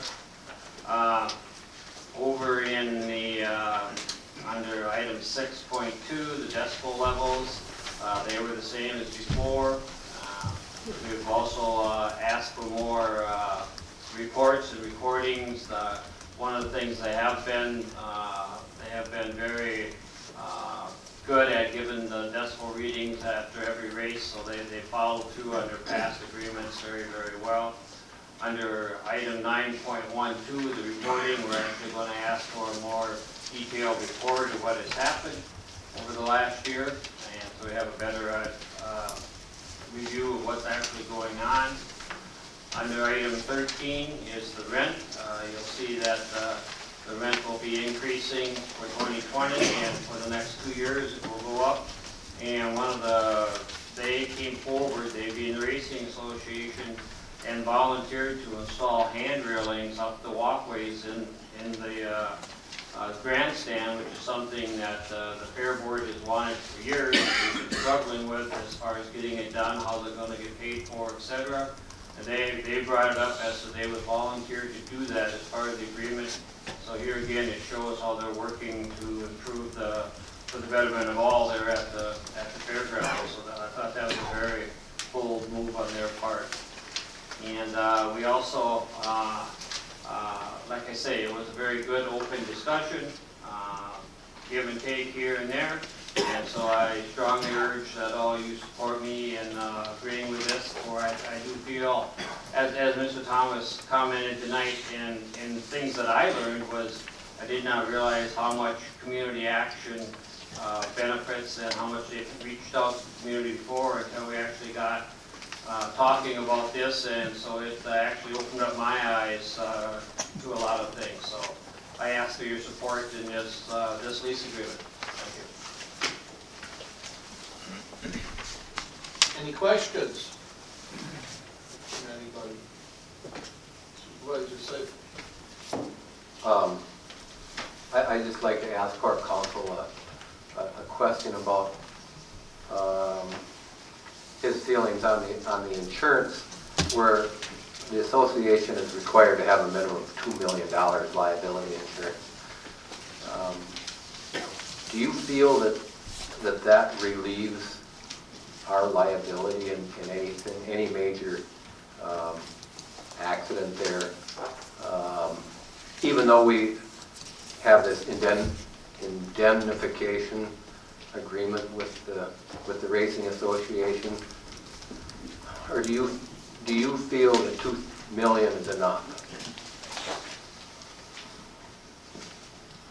Well, I guess that figure wasn't updated from the previous contract. I think it is sufficient, though.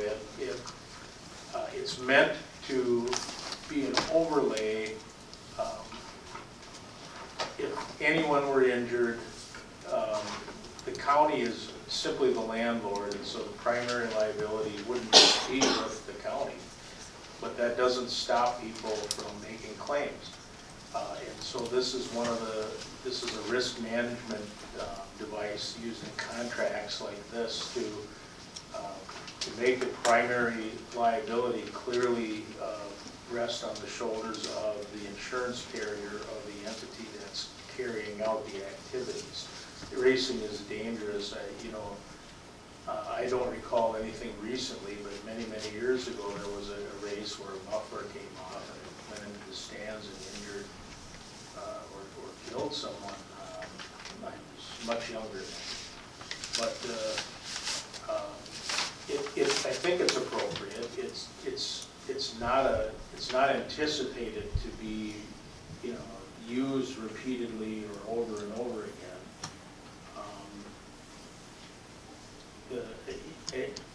I guess the short answer is yes. I think it's an appropriate amount. We could certainly review it and and try to, if it really isn't, we can work on making an adjustment. But I have no information to believe that it's not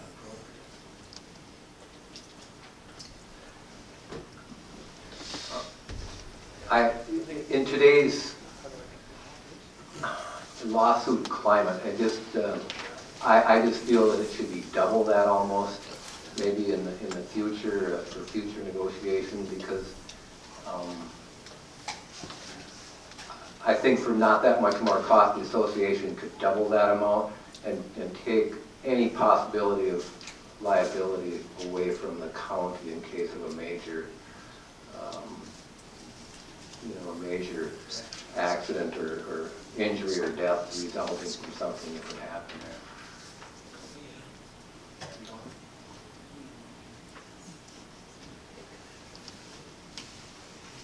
Supervisor Zons.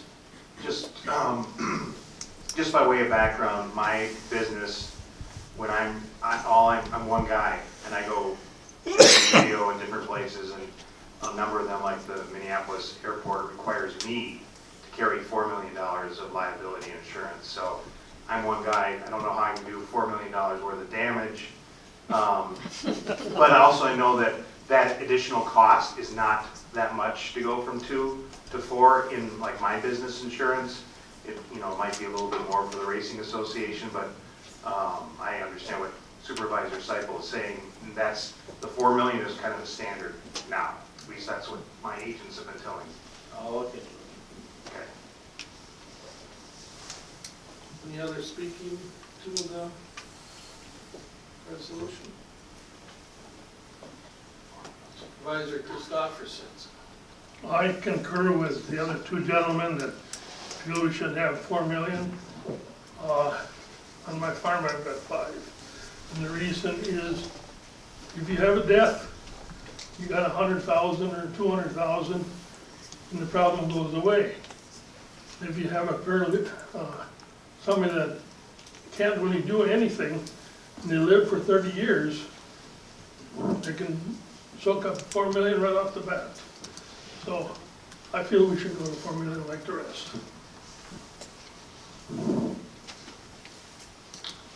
Thank you. Any other speaking to the resolution?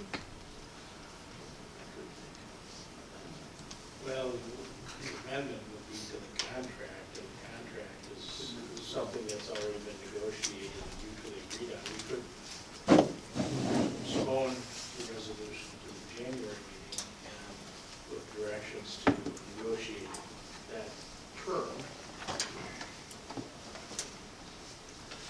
I didn't have the mic on, did you all hear what our corporation council said? That we could delay this, postpone it for a month, and renegotiate. But to amend this would be amending a contract that's been negotiated. So we can't really amend it like we can other resolutions. As a practical matter, admittedly, it'd be nice to conclude with this, but there is time. The racing season doesn't start until April. Last time that we negotiated a contract with the Racing Association, that was actually approved, I believe, at the March meeting of the county board, a month before racing season started. The timetable as far as for the Racing Association to get sponsorship, unless we can guarantee that if they vote for, you know, I mean, because here they are in limbo. So I guess at this time I'm against delaying the contract. I have a question, and I'll get Supervisor McCullough. If we had somebody from the floor amend it to the floor, then we passed it, if they agreed to that, it would automatically be passed then, wouldn't it? Yes, it would, yeah. I mean, it wouldn't have to come back to us then, would it? No, I think that's correct. Okay. Yeah, if passage were contingent on that, you'd want to definitely specify exactly what, Great. you know, so renegotiation. I'm just asking if we could do that, what you asked. Yeah, Supervisor McCullough. my question was just if we could do a contingent amendment. Okay. And Supervisor Rogers.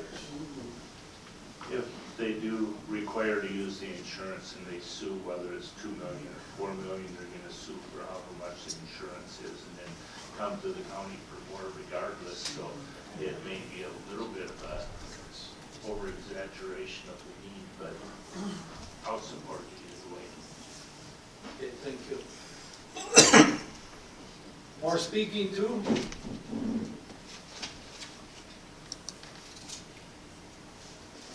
Not, you ready to vote the way it is?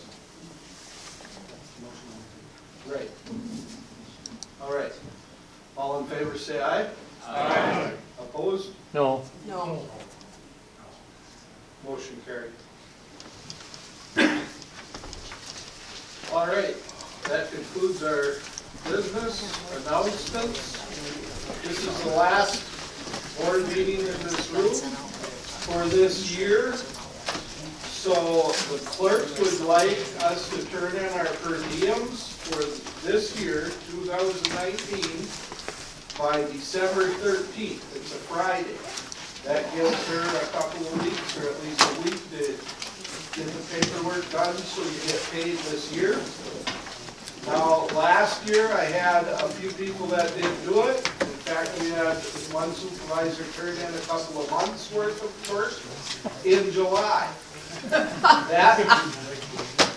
I asked the same thing last year. But that makes our clerk do extra work because she has to go back into the previous year's business. So if we could please get it turned in this year, that would help considerably. Also, this is Joel's last meeting, and I really want to thank her for all her years of service. Is there any other announcements? She always did. Oh, you should have all got a sheet, but your county board candidate packets are available for pickup in the county clerk's office. You cannot distribute them until December 1st, but they have to be back by January 5th or January 7th. Any other announcements that we have? If not, we're adjourned. Thank you. Thank everybody in the back for coming.